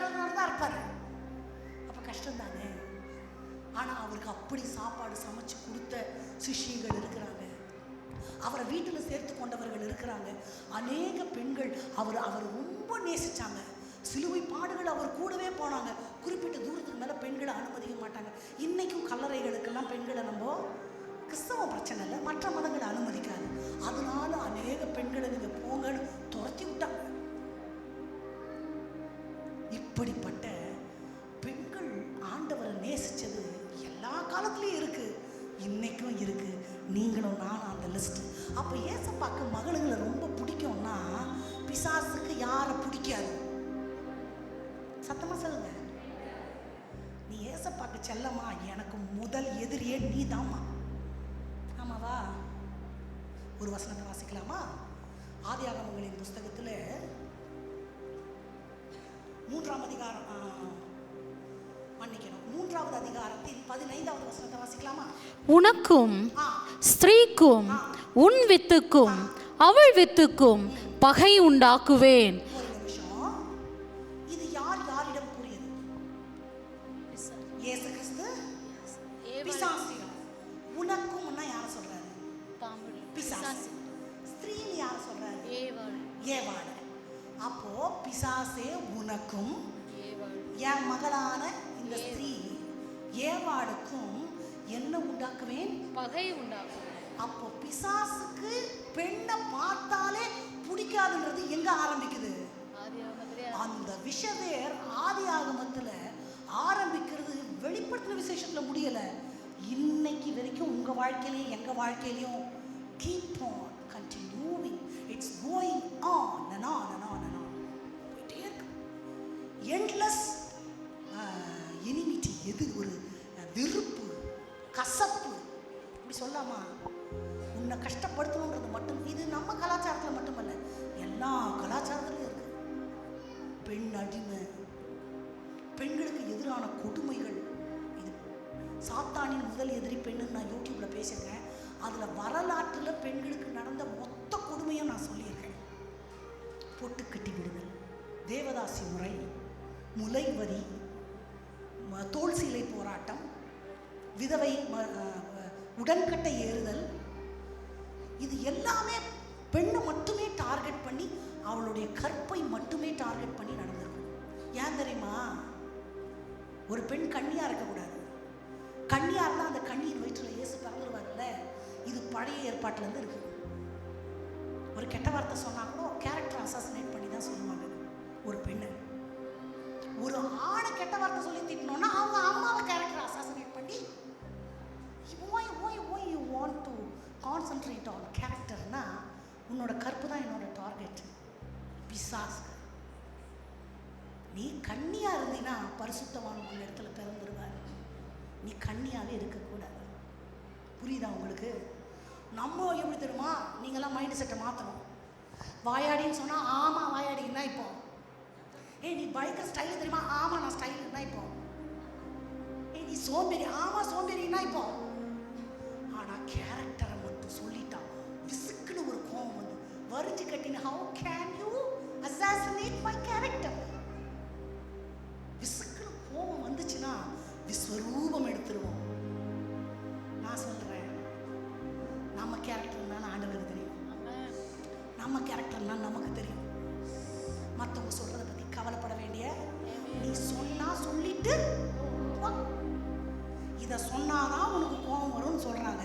அதுக்கு நான் ஏன் இடம் கொடுக்கணும்? என் மனசுக்கு எடுக்கிற லைசன்ஸை நான் உனக்கு தரல. யார் என்ன சொன்னாலும் எதையும் காதுல வாங்காதீங்க. உங்க கண்கள் பதிய வைக்க வேண்டிய இடம் ஒன்று உண்டு. அது என் கண்களை கண்மலையாக கிறிஸ்துவின் மேல என் கண்களை பதிய வைத்து ஓடுகிறேன், நான் ஓடுகிறேன், என் இயேசுவுக்காய் நான் ஓடுகிறேன். சொல்லுவோமா? ஓடுகிறேன் நான், என் இயேசுவுக்காய் நான். ஆண்டவர் என்ன படைச்சது? நான் சந்தோஷத்தின் மகளாய், மகிழ்ச்சியின் மகளாய், அவருக்கு பிரியமான பிள்ளையா, அவருக்கு செல்ல பிள்ளையா நான் இருக்கணும். என் சந்தோஷம் எங்கெல்லாம் கெடுதோ அங்கெல்லாம் நான் கடிந்து ஜோம் பண்ணணும். அது சரீரத்தில் இருக்கிற பிரச்சனையாக இருக்கட்டும், குடும்பத்தில் இருக்கிற பிரச்சனையாக இருக்கட்டும், ஒன்று சொல்கிறேன். நீங்கள் எனக்கு ஒன்று வசனம் நான் எழுதியிருக்கிறேன், ஆனால் எனக்கு படிக்க டைம் இல்லை. நீங்கள் வீட்டில் போய் படித்துக் கொள்ளுங்கள். எல்லாம் ஒன்று மட்டும் படிக்கலாமா? ஆதியாகமங்களின் புஸ்தகத்தில் 2:20 வசனத்தை மட்டும் சட்டுன்னு எடுத்து படிக்கலாமே. 2 ஆதியாகமம் 2:20. அப்படியே ஆதாம் சகலவித நாட்டு மிருகங்களுக்கும் ஆகாயத்து பறவைகளுக்கும் சகலவித காட்டு மிருகங்களுக்கும் பெயரிட்டான். ஆதாமுக்கோ ஏற்ற துணை இன்னும் காணப்படவில்லை. அதுக்கு முன்னாடி படிக்க வேண்டாம். அதுக்கு முன்னாடி பார்த்தீங்கன்னா, தோட்டத்தை பண்படுத்தவும் பாதுகாக்கவும் ஆண்டவர் ஆதாம அசைன் பண்றாரு. நீ என்ன பண்ணணும்? பண்படுத்தணும். தோட்ட வேலை பெரிய விஷயமா? தோட்டம் எவ்வளோ பெருசு தெரியுமா? 4 நதி ஓடும். அப்போ எவ்வளோ பெருசாக இருக்கும்? எப்படி க்ளீன் பண்ணாரு? என்னால் கற்பனை கூட பண்ண முடியல. ஆனால் அவருக்கு ஒரு வேலை. அந்த வேலை மட்டும் இல்லை, மிருகத்தில் எத்தனை வெரைட்டி, ஊர்வனம் எத்தனை வெரைட்டி, பரப்பனை எத்தனை வெரைட்டி, அத்தனை வெரைட்டிக்கும் தலைவர் பேரிடணும். அந்த பேர் திரும்ப வரக்கூடாது. இவ்வளோ வேலை அவர் தலையில். இதெல்லாம் கொடுத்துட்டு அந்த வாசனத்தினுடைய கடைசி வரியை பாருங்க. ஆதாமுக்கோ ஏற்ற துணை இன்னும் காணப்படவில்லை. அடுத்த வசனம் இருக்கு, மனுஷன் மனுஷி இல்லை, மனுஷன் தனிமையாக இருப்பது நல்லதல்ல, அவனுக்கு அவளுக்கு இல்லை, அவனுக்கு துணை வேண்டும் தகப்பனே. உலகிலே யார் பாடணும்? நம்ம பாடக்கூடாது. நான் கணவனுக்கு கணவன் எனக்கு துணை இல்லை, நான் தான் கணவனுக்கு துணை. Am I right? Yes. இதை ஆண்கள் ஒத்துக்கிட்டாலும் ஒத்துக்காட்டாலும் வேதம் அதை தான் சொல்லுது. ஆணுக்கு நிறைய வேலை, தோட்டத்தை பண்படுத்தணும், பாதுகாக்கணும், மிருகங்களுக்கு பேரிடணும். அவருக்கு ஒரு துணை யார் தான்? துணை என்ற வார்த்தைக்கு ஃப்ரெண்ட், அசிஸ்டன்ட், கோ ஹெல்பர். அப்போ தோட்டத்தை க்ளீன் பண்ணிட்டு இருக்கும்போது, ஏவாள் எனக்கு அந்த தண்ணி கொஞ்சம் குடிக்க கொடு, நான் வரேன், ஹெல்பர். ஆண்டவர் அப்படிதான் டிசைன் பண்ணியிருக்கிறார். ஃப்ரெண்டு கூடவே இருக்கும், ஒட்டிக்கிட்டே தெரியும். இதுதான் காட் டிசைன்டு. அப்போ எனக்கு வேலை இல்லையா? பெண்கள் வேலைக்கு போகிறத குறித்து நான் எங்கேயுமே தப்பாலாம் சொல்ல மாட்டேன். அது அவரவர் விருப்பம். கணவனும் மனைவியும் சேர்ந்து தீர்மானிக்கணும். நம்மளுடைய பொருளாதாரம், வாழ்க்கையை அடுத்த கட்டம் கொண்டு போவதற்கு வேலைக்கு போகணுமா வேண்டாமான்றதை அவங்க 2 பேர் தீர்மானித்து செஞ்சால் போதும். அதை நம்ம சொல்லக்கூடாது. சிலர் ரொம்ப சாமர்த்தியமாக இருப்பாங்க. பெண்கள் உடுக்கிற அந்த காசில் கனக்கச்சிதமாக குடும்பத்தை நடத்துவாங்க. அதுவும் பாராட்டக்கூடியது. சில ஆண்கள் இருப்பாங்க, எவ்வளோ கஷ்டப்பட்டாலும் என் மனைவியை நான் வெளியே அனுப்ப மாட்டேன், அவங்க கஷ்டப்பட்டுற வேண்டாம், நானே சம்பாதிச்சுக்கிறேன், ஏழ்மையாக இருந்தால் கூட நான் அட்ஜஸ்ட் பண்ணி வாழ்ந்துக்கிறேன். அதையும் நம்ம பாராட்ட வேண்டும். சிலருக்கு சாமர்த்தியம் நிறைய இருக்காது, பணம் சம்பாதிக்கிற சாமர்த்தியம் சில ஆண்களுக்கு கொஞ்சம் கம்மியாக இருக்கும். அதை விட அவங்களுக்கு அமைந்த மனைவி இன்னும் படித்தவங்கள சாமர்த்தியம் உள்ளவங்களா இருப்பாங்க. அப்போ 2 பேரும் சேர்ந்து செய்யலாம், பொருளாதாரத்தை கொண்டு. இது அவர்களுக்குள்ள உள்ள புரிந்து கொள்ளுதல். அதை சொல்லலை. ஆனால் குடும்பம்னு வரும் பொழுது யாருக்குத்தான் துணை? யாரு? எனக்கு துணை கணவன் அல்ல, நான் தான் கணவனுக்கு துணை. அதை எல்லா பெண்களும் இதயத்தில் எழுதிக்கணும். அப்போ யார் தான் அட்ஜஸ்ட் பண்ணிக்கணும்? யார் தான் பொறுத்துக்கணும்? ஒரு பெண்ணுக்கு தேவை சுமூகமான ஒரு வாழ்க்கை. என்னவா? சுமூகமான ஒரு வாழ்க்கை. ஒரு சந்தோஷத்தை கொண்டு வர ஒரு பெண்ணால தான் முடியும். பக்தியுள்ள குடும்பத்தை கொண்டு வர ஒரு பெண்ணால தான் முடியும். இதெல்லாம் நடக்குமா அப்படின்னு நினைக்கிறீங்களா? நான் சொல்றேன், ஒரு ஆண் அலங்கத்தை கட்டுவான், ஆலயத்தை கட்டுவார், நியாய பிரமாணங்கள் எல்லாம் பேர்த்து எழுதுவார், ஆட்டு வாசல், ஊரணி வாசல் எல்லாத்தையும் கட்டுவார், கட்டி தள்ளுவார் சரித்திரத்தில். ஆனால் ஒரு குடும்பத்தை கட்ட மாட்டார். ஒரு குடும்பத்தை கட்டுறது அந்த பொறுப்பு ஆண்டவர். புத்தியுள்ள ஸ்திரீ கட்டுறது இடிக்கிறது 2மே பெண்ணால மட்டும்தான் முடியும். அல்லேலூயா. இந்த ஆண்டவர் சொல்றது உங்களுக்கு தெரியுமா? ஒரு தேசமே அழுது, ஒரு தேசம் அப்படியே கலங்குது. ஒரே பெண் எழும்புனாங்க. அந்த தேசம் கழித்து கொண்டாடிட்டு. அந்த தேசம் என்ன? அந்த பெண் யார்?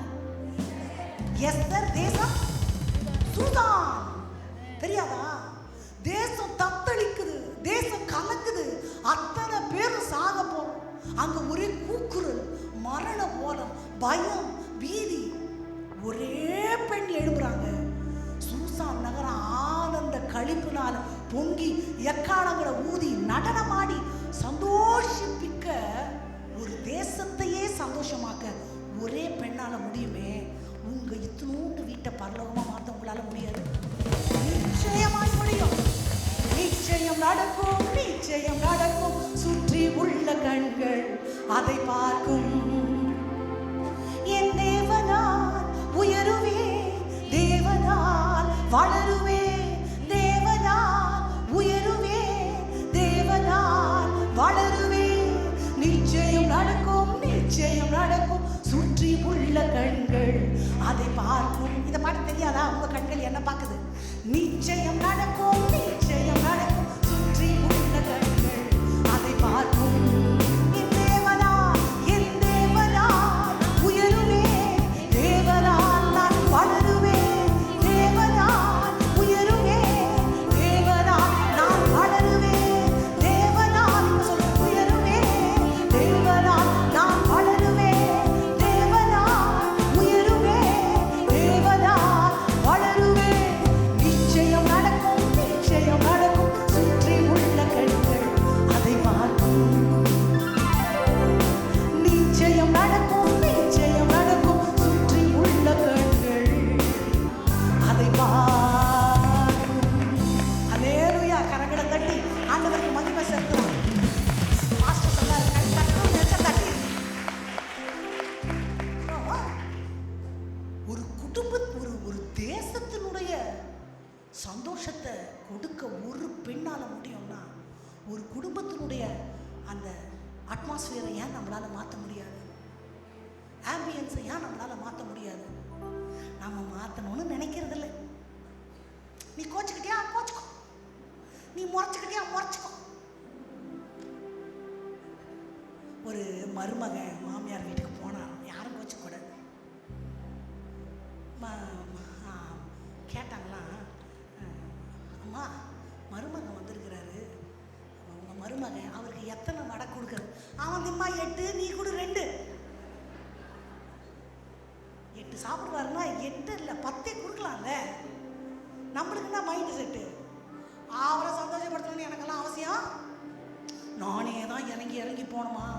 நான் சொல்கிறேன், எவ்வளோ நான் இறங்கி போகிறேனோ ஆண்டவர் பார்வையில் அவ்வளோ நான் மேலே நிற்கிறேன். நான் மேலே தான் நிற்கிறேன். அடிமையின் தாழ்மையை கண்ணோக்கி பார்ப்பார் ஆண்டவர். நான் சிறுமையை ஆண்டவர் பார்ப்பார். நான் எளிமை ஆண்டவர் பார்ப்பார். ஒடுக்கப்படுறத ஆண்டவர் பார்ப்பார். மனுஷன் கண்ணு முன்னாடி அது கீழே, என் ஆண்டவர் பார்வையில் அது மேலே. உமக்காக யாவும் சகிப்பேன், உமது பலன் ஈந்திடுமே. இந்த செல்ஃப் டிக்னிட்டி, செல்ஃப் ரெஸ்பெக்ட்னு ஒரு வார்த்தை இருக்குல்ல, அது நமக்கு தெரியாம இருக்கும்போது கூட பரவாயில்ல, தெரிஞ்ச பிறகு வந்து டொமுக்குன்னு நின்னுக்கும். Where is my self respect? Where is my dignity? எத்தனை நாள் நான் முதுகு இல்லாமையே வாழறது? முதுகெலும்பு இல்லாம, எனக்கு சூடு சோரணையே இல்லாம நான் வாழ முடியுமா? நான் சொல்றேன், நான் மனுஷனுக்காக சகிக்கல. கஷ்டமா தான் இருக்கும். சல்லுன்னு விழும்பொழுது சரி விடுங்க அப்படின்னு சொல்றது கஷ்டம். That is not an easy thing. ஆனா ஐயப்பட்ட சொல்லும், எனக்கு கஷ்டமா இருக்கு. என் சுயம், என் டிக்னிட்டி, செல்ஃப் ரெஸ்பெக்ட் எல்லாத்தையும் சிலுவையில் அரைஞ்சிட்டு நீங்க எப்படி மரண பரியந்தம் உங்களை தாழ்த்துனீங்கல்ல, அதனால உங்களை மாதிரி நான் காப்பி அடிச்சு என்னை தாழ்த்துற ஏசப்பான்னு போய் சொல்லுங்க. உக்கிற கோபத்தில் இருந்தா கூட மெதுவான பிரதித்திரம் உக்கிற கோபத்தை மாற்றும். இதனால நான் வந்து ஆண் ஆதிக்கத்தை ஆதரிக்கிறேன்னு அர்த்தம் கிடையாது. ஆணுடைய அடக்குமுறையை நான் கையாளுறேன்னு அர்த்தம் கிடையாது. அவன் உன்னை ஆண்டு கொள்வான்ன்றது ஒரு விதத்தில் சாபம். அப்படிப்பட்ட சாபத்துக்குள்ள அந்த ஆண் இருக்கிறாருன்னா நம்ம ஜெபிக்கணும். நான் சொல்றேன், அன்புனால தான் வரணும், அதிகாரத்தில் எதுவுமே வரக்கூடாது. That is not biblical. ஆமாவா? கிறிஸ்து தலையா இருக்கிறது போல கணவன் குடும்பத்துக்கு தலையா இருக்கிறார். கிறிஸ்து முந்தி அன்பு கூர்ந்தார். Before I love my husband, the husband should love the wife first. That's what the Bible says. ஆமாவா? அப்ப இந்த சத்தியத்தை தெரியாத பொழுது அவங்க அப்படி இருக்கலாம். அவங்களுக்காக நம்ம என்ன பண்ணணும்? ஜெபிக்கணும். அப்ப வெறும் அடக்குமுறை, வெறும் அதிகாரம், வெறும் ஆணவமா போதா? அதுக்கு கடிஞ்சு ஜெபம் பண்ணணும். என்னுடைய ஜெபம், ஒவ்வொருவருடைய ஜெபம் சாபத்தை மாற்றும். ஆமாவா? Okay, right. அப்போ ஒரு தேசத்தினுடைய சந்தோஷமே ஒரு பெண்ணால முடியும்னா ஒரு குடும்பத்தினுடைய சந்தோஷமும் பக்தி வாழ்க்கையும் உங்க ஒவ்வொருவருடைய கையில் இருக்கு. அடுத்து நீங்க வாசிக்க வேண்டாம், நான் சொல்லிட்டு போறேன். லூக்கா 2:19 இந்த வார்த்தைகளை மரியாள் தன் இருதயத்திலே வைத்து வைத்தாள். பெண்களுக்கு ஒரு சுபாவம் இருக்கு, என்ன பண்ணுவோம்? எல்லாத்தையும் பிடிச்சி மனசுல வச்சுக்குவோம். பூ மாதிரி இருக்கும் அந்த மனசு. அவர் பேக்கு, யாரு? வீட்டுக்காரர். நிறைய விஷயத்துல பேக்கா இருப்பார். அவருக்கு பேசவும் தெரியாது, நடந்துக்கவும் தெரியாது. சில நேரத்துல வெளியே பயங்கர பிரில்லியண்டா இருப்பாரு, உள்ள மகா முட்டாளா இருப்பாரு. இவங்க எந்த மூட்ல இருக்கிறாங்கன்னே தெரியாம வார்த்தைய விட்டுருவாரு. இந்த மேடம் என்ன பண்ணுவாங்க? எப்பவுமே ரெக்கார்டு ரெடியா இருக்கும். Right right right, keep keep keep, lock lock lock. மறக்கவே மாட்டாங்க. உயிர் போனா கூட திடீர்னு ஆண்டவர் உயிர் கொடுத்தா எழுந்து இந்த கணவனுக்கு மனைவியா இருக்க மாட்டேன். இவர் சொன்ன வார்த்தைலாம் என்ன தெரியுமா? This and that. ஆண்டவர் கொடுத்தது எதற்கு தெரியுமா? அப்படி ஒரு மனசை, அவர் தர்ற வாக்குத்தத்தத்தை இருதயத்துல வைக்கணும். அவர் என்ன குறிச்சு வச்ச நோக்கத்தை இதயத்துல வைக்கணும். இப்படி ஒரு கிருபையை ஆண்டவர் கொடுத்தா இதை பிசாசுக்கு என்று பயன்படுத்துகிறோம். தெய்வம் பெண்ணுக்கு கொடுத்த இன்னொரு வரப்பிரசாதம் என்ன தெரியுமா? பேச்சாற்றல். வாயாடன்னு எங்கேயுமே பார்க்க முடியாது, வாயாடி தான் பார்ப்போம். ஏன்? பெண் பிள்ளைகளை ஆண் பிள்ளைங்களை பெற்றவங்களுக்கு தெரியும். பொம்பளை பிள்ளை வரி வரி வரியா பேசிடும், பையன் ரொம்ப ஸ்லோவாக பேசுவான். அங்கெல்லாம் ஏன் போகிறீங்க? உங்கள் வீட்டுக்காரையும் உங்களையும் கம்பேர் பண்ணுங்க. நான் இப்போ வந்தேன்னா, இதுதான் ஃபஸ்ட் டைம் இவ்வளோ லாங் நானே ட்ரைவ் பண்ணிட்டு வரேன். அவர் பயந்துக்கிட்டே போனியா, மெதுவாக போனியா, எப்படி போன கேட்டுக்கிட்டே இருந்தார். எனக்கு இப்போ போனோம்னு எல்லாத்தையும் ஒப்பிச்சே ஆகணும். அவருக்கு கேட்கறதுக்கு கூட பொறுமை இருக்காது. எப்போ முடிப்ப, நான் அடுத்த வேலையை கேட்கவே பிடிக்கல. அவர் எப்படி பேசுவார்? தவறு இல்லை, ஆண்டவர் ஆண்களை அப்படிதான் படைச்சிருக்கிறார். ஒரு பெண் ஒரு நாளில் 4000 வார்த்தை பேசுவானா, ஒரு ஆண் 400 வார்த்தை தான் பேசுவானா. இது அறிவியல். இதை சொன்னா ஒரு அம்மா சொன்னாங்க, அதுக்கு என்ன பண்றது, அதை மரமட்டைக்கு 10 தடவை சொன்னாதான் புரியுது. புரிஞ்சவங்க சிரிக்கிறீங்க. எல்லாரும் அப்படி இல்லை. அவங்களுக்கு புரியாத ஒரு அர்த்தம் இல்லை. காது கொடுத்து கேட்க மாட்டாங்க. போனை தள்ளிட்டு உட்காந்துருக்கிறது, பேப்பரை படிச்சுட்டு உட்காந்துருக்கிறது. சொல்லி முடிச்ச பிறகு அண்ணா எப்படி புரியும்? எல்லாரும் அப்படி இல்லை, சிலர் அப்படி. ஆனால் பொதுவாகவே பேச்சாற்றல் ஆண்டவர் கொடுத்துருக்கிறார். கிழவிகளின் பேச்சுக்கும் வீண் பேச்சுக்கும் இடம் கொடுக்காம இந்த பேச்சாற்றலை நான் எப்படி தேவனுக்கு நேராய் பயன்படுத்துவது? மற்றவர்களுக்கு போய் போய் நீங்க சுவிசேஷத்தை சொல்லணும். இந்த சபை நான் இன்னைக்கு பார்க்குறேன் நிறைஞ்சுதான் இருக்குது. ஆனால் நான் நம்புகிறேன் வருகிற காலங்களில் 10 இடிச்சு கட்டணும். இல்லைன்னா வேற மண்டபம் எடுக்கணும், இல்லைன்னா 2-3 சர்வீஸ் வைக்கணும். இந்த இடம் 10 சொன்னா தான் நம்ம ஊழியம் செய்யணும்னு அர்த்தம். ஊழியம்லாம் பாஸ்டர்மா செய்வாங்க அப்படின்னு சொல்லக்கூடாது. எங்கேயுமே மெய்ப்பெண் குட்டி போட மாட்டார், ஆடு தான் குட்டி போடும். மெய்ப்பெண் என்ன பண்ணுவார்? உங்களுக்கான ஆகாரம் வசனம் இதை தான் செய்வார். நீங்கள் தான் போய் போய் போய் போய் சொல்லணும். ஆனால் நம்ம மற்றதெல்லாம் சொல்லுவோம், இதை மட்டும் இருதயத்தில் வார்த்தைகளை வைத்துக் கொள்ள வேண்டும் என்பது நெகட்டிவிட்டி அல்ல, பாசிட்டிவா. வெளி தேசத்தில் ஒரு கணவர் ஒரு மனைவியை திருமணம் செய்தார். நான் தான் சொன்னல பெண்கள் டாக்கட்டிவ்னு. அவங்க ஏதோ பேசிக்கிட்டே இருக்கும்போது இவர் இரிட்டேட் ஆகி சலச்சலன்னு பேசாத, கொஞ்ச நேரம் கம்முடு அப்படின்ட்டு. அந்த ரோஷக்காரி சாகிற வரைக்கும் ஒரு வார்த்தை கூட ஒருத்தர்கிட்டையும் பேசாம 60 வயசுல மரித்தாள். எதுக்கு இவ்வளவு ரோஷம்? சொன்னா என்ன? அவளுக்கு பேச்சாற்றலே நின்று போச்சோம். டாக்டர் கிட்ட போய் எல்லாம் செக் பண்ணியிருக்கிறாங்க. அவரை வெளியே போக சொல்லுங்கன்னு சொல்லிட்டு நான் வேணும்னு தான் அமைதியாக இருக்கிறேன், நான் பேச மாட்டேன். என்ன பிடிவாதம், வில்லாதி வில்லியா இருப்பாங்க போல இருக்கு. நமக்கெல்லாம் அப்படி வரமாட்டேங்குது. எதுக்கு இதயத்தை அப்படி கடினப்படுத்தணும்? மென்மையான இதயம், ஆண்டவர் வாசம் பண்ணுகிற இருதயம். எதுக்கு அந்த இதயத்தை அப்படி கசக்கி பிழியணும்? எனக்கு நாவு இருக்குது, இந்த நாவு ஆண்டவரோட பேசணும். மரத்தை அதன் கனிகளினாலே அறிந்து கொள்வீர்கள். நான் பேசுற வார்த்தையில தான் நான் யாருன்னு தெரியும்.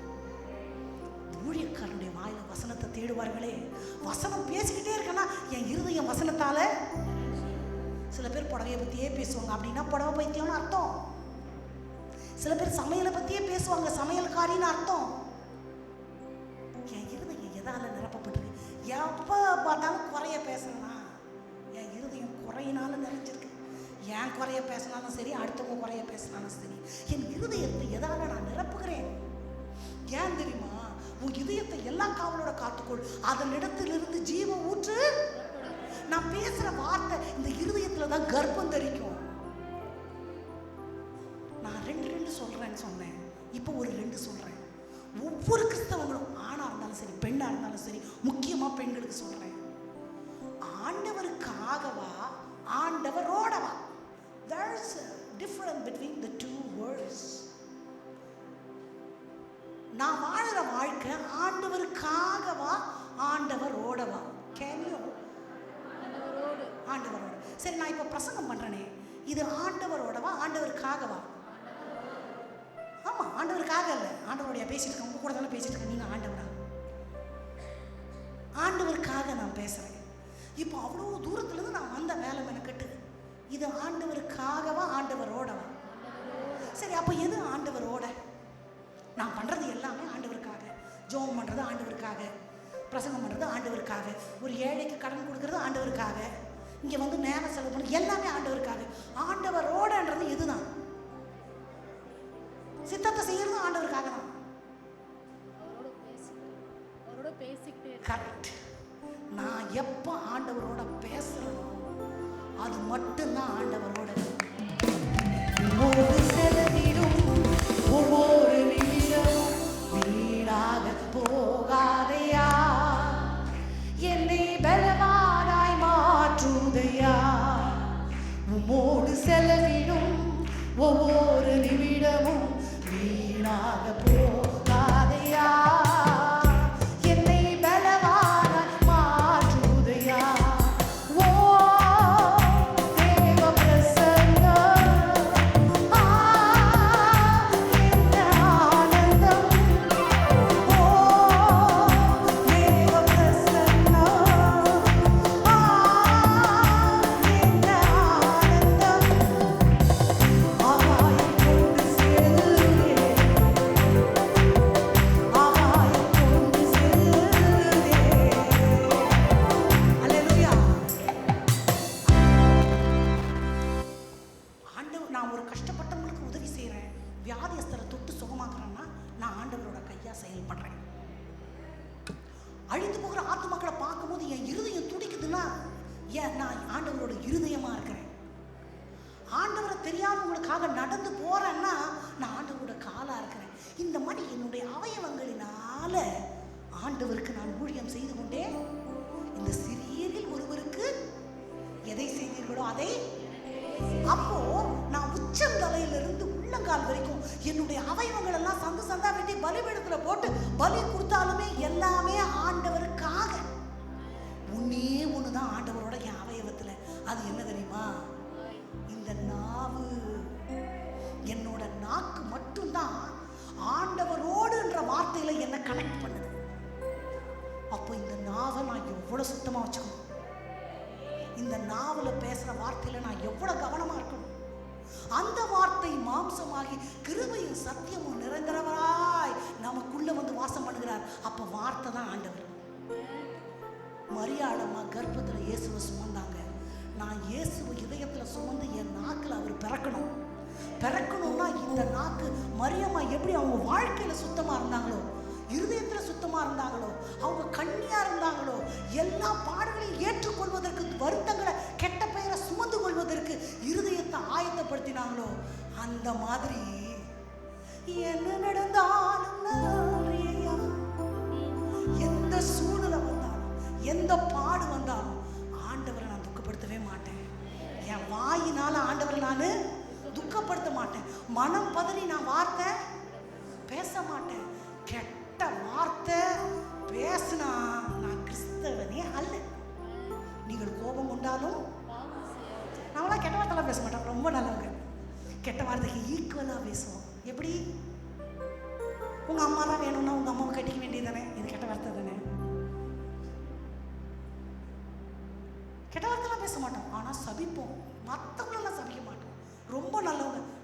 நம்மளே சபிச்சுக்குவோம். எப்படி? நான் இப்படியே உருப்படாமல் போகிறேன், நான் செத்தாதான் உங்களுக்கு புத்தி வரும். நான் சொல்கிறேன், நம்ம செத்தா யாருக்கும் புத்தி வராது. 7 நாள் துக்கம் கொண்டாட்டி அழுது அடக்கம் பண்ணிட்டு இன்பக்காரான் பாடி முடிச்சுட்டு அவ்வளோதான், மறந்துட்டு அவங்கவுங்க வேலையை அவங்கவுங்க பார்ப்பாங்க. நம்ம பரிசுத்தமாக இருந்தால் தான் பரலோகம் போவோம். இப்படி சாபம் பண்ணி தற்கொலை பண்ணி செத்தோம்னா நரகத்தில் போய் ஐயோ ஐயோன்னு கத்திட்டு கிடப்போம். கஷ்டம் நமக்கு தான்.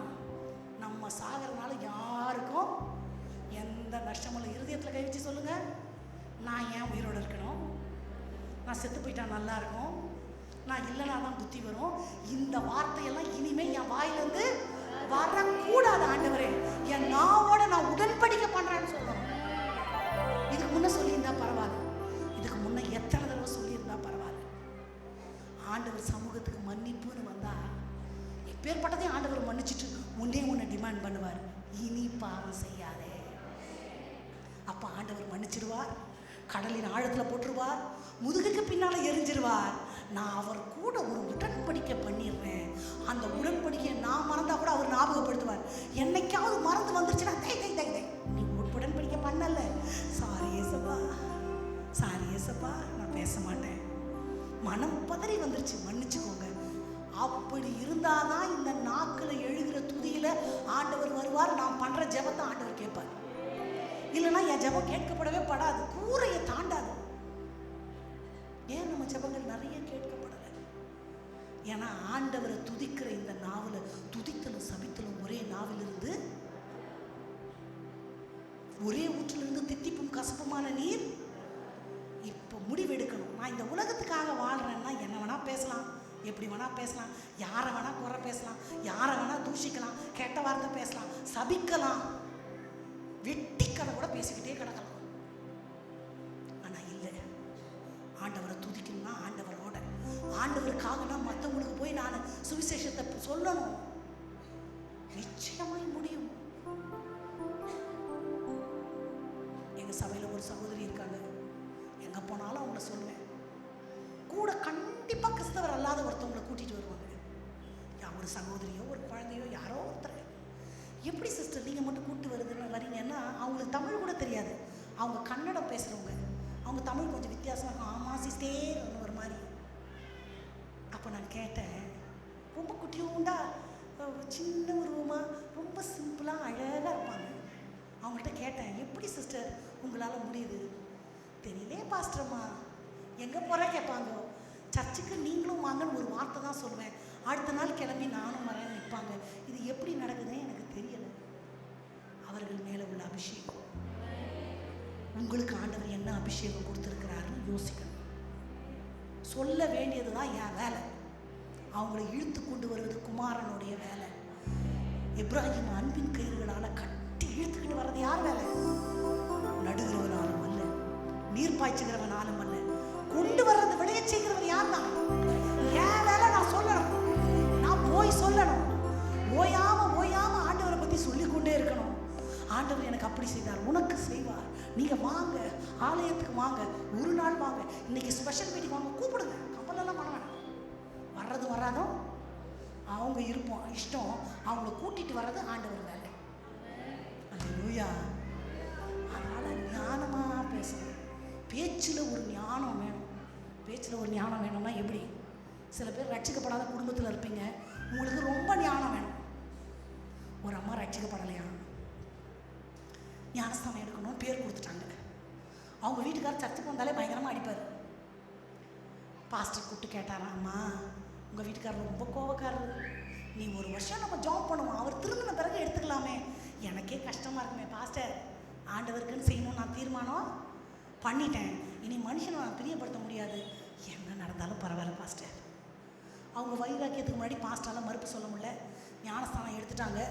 அதுக்குன்னே ஏவப்பட்ட ஆவிகள் இருக்கும். அந்த ஆவிகள் போய் உன் மனைவி என்ன தெரியுமா பண்ணா, தொட்டியில் உழுந்து ஞானஸ்தானம் எடுத்து போட்டா, உன் குடும்பமானமே போயிடுச்சு அப்படின்னு போய் பற்ற வச்சு விட்டுட்டாங்க.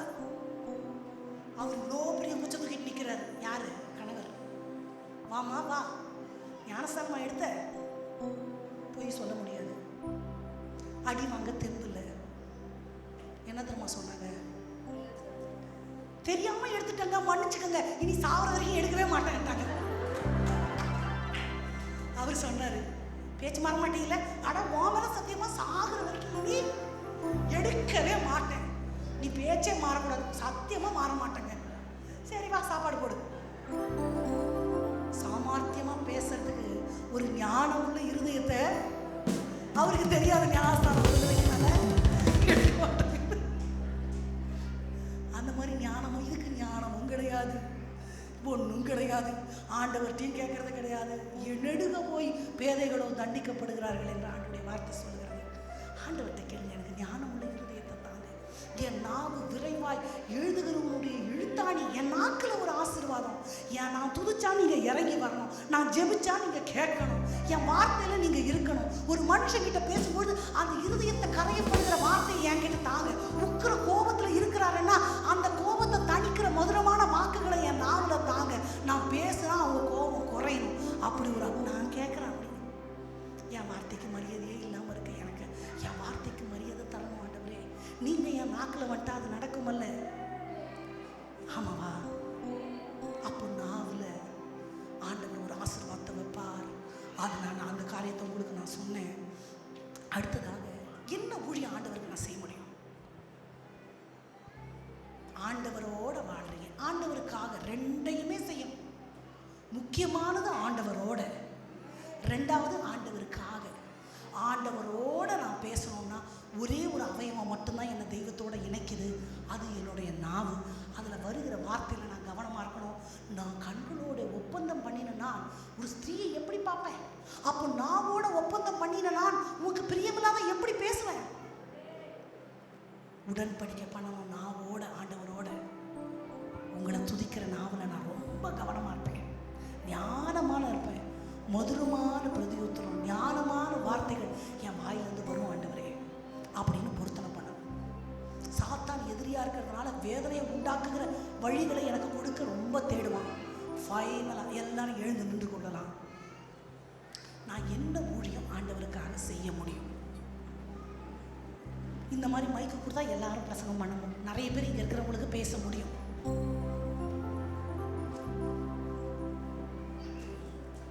ஊழியம் செய்யணும்னு எனக்கு ஆசை இருக்குன்னு சொல்றவங்க கை தூக்குங்க.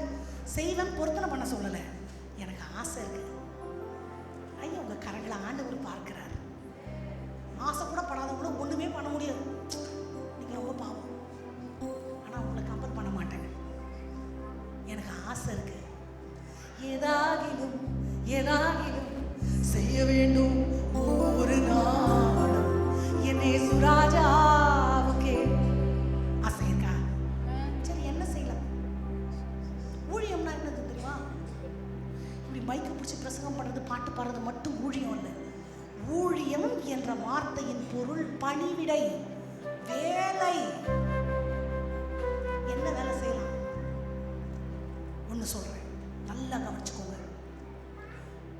இங்க நிறைய பேர் இருக்கிறீங்க, மணிக்கணக்கா ஜெபிக்கிறாங்க. ஆண்டவர் உங்களை அபிஷேகத்தை உங்க மேல வச்சிருக்கிறாரு. 2 மணி நேரம் 3 மணி நேரம். அவங்களுக்கு நான் சொல்றேன், எல்லாரும் அப்படி ஜெபிக்க முடியாது. எல்லாரும் 3 மணி நேரம் 4 மணி நேரம் ஜெபிக்க முடியாது. அதுதான் உங்க அபிஷேகம். சில பேருக்கு கொஞ்சம் கூட அது அந்த இன்ட்ரோவர்ட் கேரக்டரே இருக்காது. யார்கிட்டனாலும் சட்டுன்னு பழகிடுவாங்க, சட்டுன்னு பேசுவாங்க. எல்லாராலையும் அப்படி இருக்க முடியாது. அதுதான் உங்களுடைய அபிஷேகம். இன்னொருத்தர் இருக்கிறாங்க, என் மூஞ்சில துப்புனா கூட என்னால் கட்டி பிடிச்சி பேச முடியும். அது எல்லாராலையும் முடியாது. சில பேருக்கு தான் முடியும். சில பெண்களை நான் பார்த்துருக்கேன், இடுப்பு வலிக்குமா, கால் வலிக்குமா, அப்படி டெர்மினேட்டர் மாதிரி முடிவே இருக்காது. வேலை செஞ்சுக்கிட்டே இருப்பாங்க, செஞ்சுக்கிட்டே இருப்பாங்க. வேலை மலைக்கவே மாட்டாங்க வேலையை பார்த்து. எல்லாரும் அப்படி இருக்க முடியாது. அது உங்களுடைய அபிஷேகம். சில பெண்கள் தயங்கவே மாட்டாங்க. 20 பேர் வந்தாலும் வரிஞ்சு கட்டின்னு தைரியமாக சமைப்பாங்க. எனக்கெல்லாம் கொஞ்சம் பயமாக தான் இருக்கும். கெடுத்துட்டா என்ன பண்ணுறது, அவ்வளோ பொருள் நாசம் ஆகிடுமே. அது உங்களுடைய அபிஷேகம். சில பேர் இருப்பாங்க, ஊழியக்காரன் இருதயத்தை அப்படியே அறிஞ்சு அந்த இதய துடிப்பை உணர்ந்து கொள்ளுகிற பாக்கியம் எல்லாருக்கும் வராது, உங்களுக்கு தான் அது வரும். நம்ம ஊழியனோடய மைக்கு பிடிக்கிறதும் ஸ்டேஜில் நிற்கிறதும் ஆராதனை நடத்துறதும் செய்தி கொடுக்கறதும் மட்டும்னு நினைக்கணும். இல்லை, எல்லாராலையும் செய்தி கொடுத்துட முடியாது, எல்லாராலையும் பாட்டு பாட முடியாது, அதே மாதிரி எல்லாராலையும் சமைக்க முடியாது, எல்லாராலையும் முழங்கால நின்ற முடியாது. எதுவும் உன்னோட ஒன்று உயர்ந்தது தாழ்ந்ததுன்றதெல்லாம் என்னோட மைண்ட் செட். மோசே கைகள் தளறுகிறது, ஊரும் ஆரோனும் 2 பேரும் அப்படி தாங்கி பிடிக்கிறாங்க. அதுவும் ஊழியம் தெரியுமா? தாவீதுடைய ஆத்மா விடாய்த்திருக்கிறது. தண்ணி குடிக்கணும்னா உயிரே போயிடும். தன் ஜீவனை பணைய வைத்து எதிராளியுடைய பாளையத்துக்குள்ள போய் தண்ணியை முண்டு வராங்க. எங்கடா கிடைச்சிச்சு தண்ணி? அங்க போய் முண்டு வந்தாங்க. அங்கேயாடாப்பா நீங்க போனீங்க, உங்களை கொண்டு போட்டுருந்தா என்ன பண்றது? இதை குடிச்சா உங்க ரத்தத்தை குடிக்கிற மாதிரி நான் ஜீவனை கூட பணையம் வைக்கிற மாதிரி ஊழியக்காரனை நேசிக்கிற இருதயம் எல்லாருக்கும் வராது. உங்களுக்கு ஆண்டவர் கொடுத்துருக்கிறாருன்னா உங்க மேல இருக்கிற அபிஷேகம் உக்கிரானக்காரனுடைய அபிஷேகம், உங்க மேல இருக்கிற அபிஷேகம் ஊரும் ஆரோனுடைய அபிஷேகம், உங்க அபிஷேகம் ஊழியக்காரனை கர்ப்பத்துல இருதயத்துல சுமக்கிற அந்த மரியானுடைய அபிஷேகம். எல்லாரும் அப்படி உண்மையா இருந்த முடியாது, எல்லாருடைய இருதயத்தையும் ஊழியக்காரன் நம்பவும் முடியாது. ஆசாரியனுக்கு ஒரு மார்பதக்கம் கொடுக்கப்பட்டிருக்கும். 12 கோத்திரங்களுடைய கற்கள் அதுல பெயர் விடப்பட்டிருக்கும்.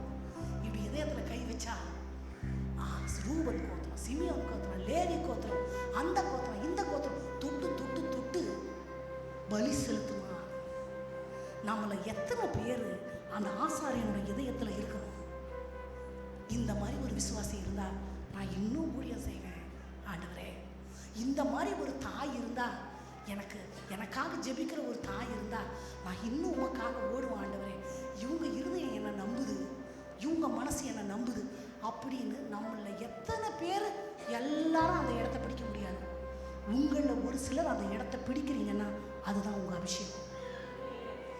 எல்லாருக்குள்ளும் ஆண்டவர் ஒன்றை கொடுத்துருக்கிறார். இந்த மொபைலுக்குள்ள எல்லா ஆப்பும் எல்லாம் இன்ஸ்டால் பண்ணி இருக்கு.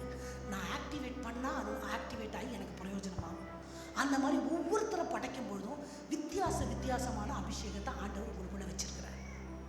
இன்னைக்கு நம்ம அதை ஆக்டிவேட் பண்ண போறோம், லைட்டனம் பண்ண போறோம், கொளுத்தி அதை எரிய வைக்க போறோம். இனி வரும் நாட்கள்ல ஆண்டவர் நம்மை பயனுள்ள பிரயோஜனமுள்ள பாத்திரமா ஆண்டவர் பயன்படுத்த போறார். என்னோட முதல் ஊழியம் என் வீட்டில், எங்க சபையில் இல்ல, முதல் ஊழியம் எங்க வீட்டில். என் வீட்டுக்கு நான் தான் பாஸ்டர். பெண்கள் சொல்லுங்க, எங்க வீட்டுக்கு பெரிய பாஸ்டர், ஆனா என் வீட்டுக்கு யார் தான் பாஸ்டர்? நான் தான் பாஸ்டர். நான் தான் ஜெபத்துக்கு கூப்பிடணும். எங்க அப்பாவும் பாஸ்டர் தான், ஆனா எங்க வீட்டில் எங்க அப்பாவையே ஜெபத்துக்கு கூப்பிடுறது எங்க அம்மா தான். வரமாட்டேன்னு சொல்ல மாட்டாரு, அவரு முயற்சி எடுக்க மாட்டாரு. அவரு ஜோம் பண்ணி பயன்படுத்தி ஏதாவது வாங்கப்பா வாங்கப்பா வாங்கப்பா. உங்களுடைய முதல் விசுவாசி உங்க பிள்ளைங்க. எல்லா தாய்க்கும் தான் பிள்ளை எங்க இருக்கணும்? தலைவனுக்கு தலைவனாய், அதிகாரிக்கு அதிகாரியாய். ரொம்ப சந்தோஷம். நானும் தாய், நானும் என் பிள்ளை அப்படி வரணும்னு தான் நான் நினைக்கிறேன். ஆனா ஆண்டவர் பிள்ளைங்க இருதயத்துல எழுதிக்கணும், கீழ்ப்படி இல்லாமல் மேல்படி. முதல்ல கீழ்ப்படி மகன். யோசுவா என்னும் வாலிபன் முதல்ல நீங்க வீட்டில் போய் படிங்க. அடுத்து பார்த்தீங்கன்னா ஆலயத்தை விட்டு நீங்காத ஒரு பிள்ளை. அடுத்து யோசுவா என்னும் பணிவிடைக்காரன் சாப்பாத்தின் குமாரனுக்கு நீர் வார்ப்பான், தண்ணி ஊற்றுவான், கை கழுவு. கடைசியில் பார்த்தீங்கன்னா கர்த்தருடைய ஊழியக்காரனாகிய யோசுவா. படி படி படி படி, அதான் உயர்வு. ஜீபூமான் மேலே வந்தால் ஜீபூமானே போயிடுவான். எல்லாருக்கும் ஆசைதான், ஆனால் என் பிள்ளைக்கு சொல்லி கொடுத்து வளர்க்கணும். முதல்ல இதை செய் சாமி, நீ பணிவிட செய், உன்னை தாழ்த்திக்கோ. உனக்கு போக போக தன்னைத்தானே தாழ்த்துகிற தெய்வத்தினால உயர்த்தப்படுவான். கீழந்தே நீ போ, இதுதான் ஆண்டவர் சித்தம். சொல்லி சொல்லி சொல்லி சொல்லி கொடுக்கணும். பவுல் எவ்வளோ பெரிய ஊழியக்காரர். இயேசுவுக்கு சீஷர்கள் இருந்த மாதிரி எப்பா பிராத்திய தீத்து எப்பாப்பிரா, இமனேயு, அலெக்சாந்தர், காயு, பிரிஸ்சில்லா, ஆக்கில்லா, நிறைய பேர் இருந்தாங்க. இவங்கெல்லாம் இவரை விட பெரிய பாஸ்டர் ஆயிட்டாங்க எதிர்காலத்துல. யாரு? இந்த அசிஸ்டன்ட்டுங்கெல்லாம் என்ன பண்ணுவாங்கன்னா லெட்டர் எழுதுவாங்க. பவுலுக்கு கண்ணும் போச்சு, கையெழுத்தும் கன்றாவியா போச்சு, வயசாயிடுச்சு. அப்ப இவர் சொல்ல சொல்ல இவங்க தான் எழுதுவாங்க. இவர் ஜெயிலில் இருப்பார், ஹோம் ஜெயில் மாதிரி. ஜெயிலில் இருக்கிற ஒரு கைதிக்கு அசிஸ்டண்டா இருந்தவங்க தான் இவங்கெல்லாம். அந்த நிருபத்தை தான் இன்னைக்கும் நம்ம தூக்கி தூக்கி சுமந்துன்னு தலைமாட்டில் வச்சு படிச்சுன்னு தொட்டு தொட்டு கும்பிட்டு கொண்டு இருக்கிறோம். அவருக்கு அசிஸ்டண்டா இருந்தவங்க பெரிய பாஸ்டர் ஆகி பிஷப் ஆயிட்டாங்க, பல சபைகளுக்கு தலைவன் ஆயிட்டாங்க. இந்த பவுலுக்கு அதெல்லாம் தெரியாது.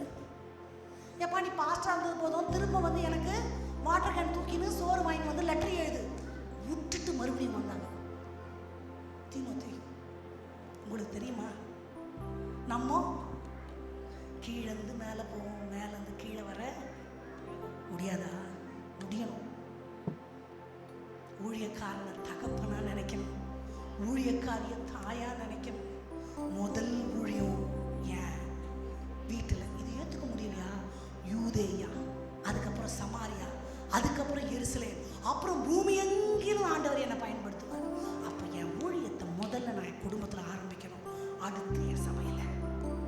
உங்களுக்குள்ள ஆண்டவர் என்ன அபிஷேகம், சி மைனர் போலாம், உங்களுக்குள்ள ஆண்டவர் என்ன அபிஷேகம் வச்சிருக்காரு அது உங்களுக்கு தான் தெரியும். தெரியலன்னா எனக்கு காட்டுங்க ஆண்டவரேன்னு சொல்லலாம். முடியாதவங்க உட்காந்துக்கலாம். முடிந்தவர்கள் 2 கரங்களை பெற்றுக்கொள்வது போல ஆண்டவருக்கு நேராய் உயர்த்தி எனக்குள்ள என்ன அபிஷேகம் இருக்கோ அதை நீங்க கொழுந்து விட்டு எரிய பண்ணுங்க. ஆண்டவரே இன்னைக்கு இன்னும் ஹார்ட்லி ஒரு 2 நிமிஷத்துல நம்ம 5 நிமிஷத்துக்குள்ள நம்ம முடிச்சிட போறோம். இதுதான் நிமிஷம், இதுதான் முக்கியமான நிமிஷம். இந்த நேரத்தை யாரும் வீணாக்கிற வேண்டாம். தெரியலனா தெரியலப்பா, எனக்கு காமிங்கப்பா. பேதைகளுக்கு ஆண்டவர் காட்டுவார். இல்லைன்னா உங்களுக்கு தெரியும், என் வார்த்தை அநேகரை கட்டுவிக்கும், என் ஜெபம் அநேகருக்கு அது ஆக்க சக்தியா அமையும். அதுதான் உங்க அபிஷேகம். அது இன்னும் கொஞ்சம் எண்ணெய் ஊத்துங்க, இன்னும் கொஞ்சம் கொழுந்து விட்டு எரியட்டும். அது ஒரு துளி மாதிரி இருக்கு. ஒரு துளி தீப்பொறி ஒரு காட்டையே கொளுத்தி விடுகிற அளவுக்கு வல்லமை கொடுத்தது. அப்பட்ட கேளுங்க, கேளுங்க. அந்நிய பாஷையின் அடையாளத்தை பெற்றவங்க கேளுங்க. அனல் மூட்டி எரிய விடு, அயல் மொழியில் தினம் பேசு. அனல் மூட்டி எரிய விடு, அயல் மொழியில் தினம் பேசு. உனக்கு கிடைத்த இறைவனின் கொடையை கொழுந்து விட்டு எரிய செய் மகனே. உனக்கு கிடைத்த இறைவனின் கொடையை கொழுந்து விட்டு எரிய செய் மகனே. கேட்கலாமா? உனக்கு கிடைத்த இறைவனின் கொடையை கொழுந்து விட்டு எரிய செய், கொழுந்து விட்டு எரிய செய் மகனே. உனக்கு கிடைத்த இறைவனின் கொடையை கொழுந்து விட்டு எரிய செய் மகனே.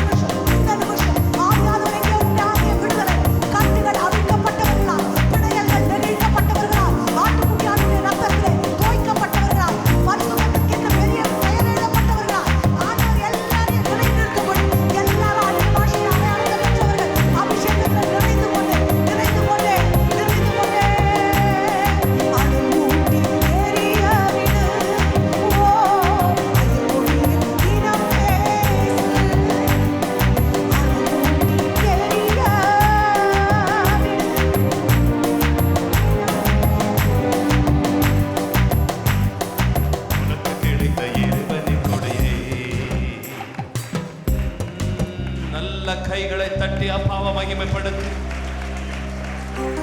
நல்ல முழு பலத்தோடு நல்ல முழு பலத்தோடு கையை தட்டிக்கிட்டே வாயை திறந்து கர்த்தரோடு வாழ்கிற வாழ்க்கை, கர்த்தருக்காக வாழ்கிற ஒரு வாழ்க்கை.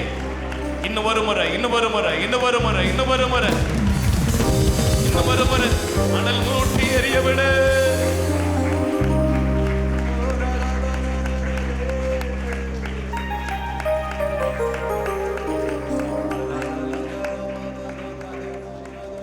ரெண்டு கைகளை உயர்த்தி பிடி. நல்ல ரெண்டு கை. கடைசியாக வெளியில இருக்கிற எல்லா தேவ பிள்ளைகள், ஆண்களா இருந்தாலும் பரவாயில்ல, உள்ளுக்குள்ள வந்து கொஞ்சம் நிக்கலாம். எல்லாரும் பாஸ்டர்ஸ் மாறுங்க. வெளியில இருக்கிறவங்க எல்லாரும் கொஞ்சம் உள்ள வந்து ரெண்டு கைகளை உயர்த்தி பிடித்து அப்பாவும் சந்நிதியில் எப்போ வந்து நீர்ப்பு. நீங்க சொல்லுங்க அப்பா சந்நிதியில் எப்போ வந்து நீர்ப்பே. திருமுகம் கண்டு திருத்தில் மூழ்குவே. உங்க திருமுகம் கண்டு திருத்தில் மூழ்குவே. ஒரு முறை கூட அப்பாவும் சந்நிதியில், அப்பாவும் சந்நிதியில் எப்போ வந்து நிற்பே. அப்பாவும் சந்நிதியில் எப்போ நான் வந்து நிற்பே. திருமுகம் கண்டு திருத்தில் மூழ்குவே. உங்க திருமுகம் கண்டு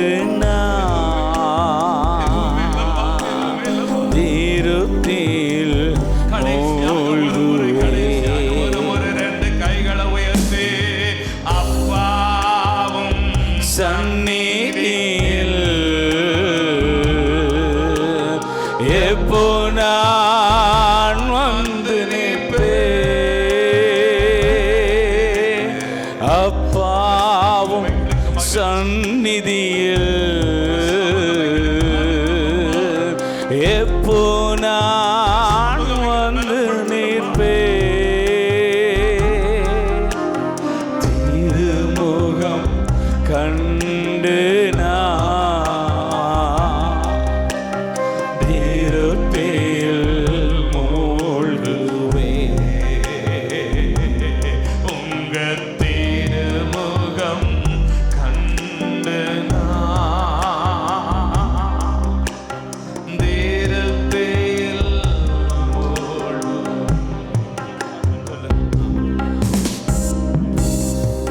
அரை நாள் பொழுத அவர் சமூகத்தில் நாம் மகிமையாக கழிக்க கர்த்தர் கிருபை தந்தார்.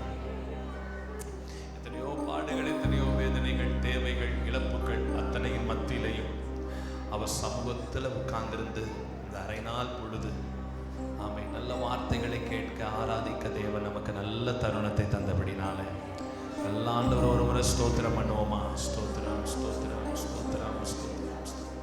Once again I thank for all branches, எல்லா கிளை சபைகள், அடிக்கொம்பு, சீலப்பாடி, மயிலாப்பூர், நந்தவனப்பட்டி, கொடைக்கானல், தண்ணீர் பந்தம்பட்டி மற்றும் இளம் ஊழியர்கள் ஐக்கியம், யங் பாஸ்டர்ஸ் ஃபெலோஷிப்பில் இருக்கிறதான எல்லா ஊழியர்கள், ஒட்டஞ்சத்திரத்திலிருந்து வந்திருக்கிறதான அருமையான பிரகாசமணி பாஸ், எல்லா திருச்சபையார் மக்களுக்கு அன்பின் வாழ்த்துக்களை தெரியப்படுத்துகிறோம். நம்முடைய மத்தியில் இந்த நாளில் நல்ல வார்த்தைகளை கொண்டு வந்து கிறிஸ்துவுக்காக கிறிஸ்துவோடு வாழ்கிற ஒரு நல்ல வாழ்க்கையை நமக்கு கர்த்தர் பேசினபடினா அருமையான பாஸ்டம்மாவுக்கு திருச்சபையின் சார்பாக அன்பின் வாழ்த்துக்களை தெரியும்.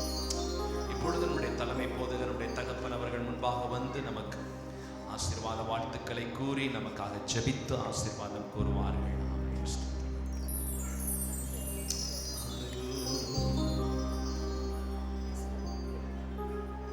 உம்மோடு செலவிடும் ஒவ்வொரு நிமிடமும் வீணாக போகாதையா, என்னை பலவானாய் மாற்றுதையா. உம்மோடு செலவிடும் ஒவ்வொரு நிமிடமும் வீணாக போகாதையா, என்னை பலவானாய் மாற்றுதையா. ஓ தேவ பிரசன்னம், என்ன ஆனந்தம். ஓ தேவ பிரசன்னம், என்ன ஆனந்தம். ஆகாயம் கொண்டு செல்லுதே, என்னை ஆகாயம் கொண்டு செல்லுதே. உம்மோடு செலவிடும் ஒவ்வொரு நிமிடமும் வீணாக போகாதையா, என்னை பலவானாய் மாற்றுதையா.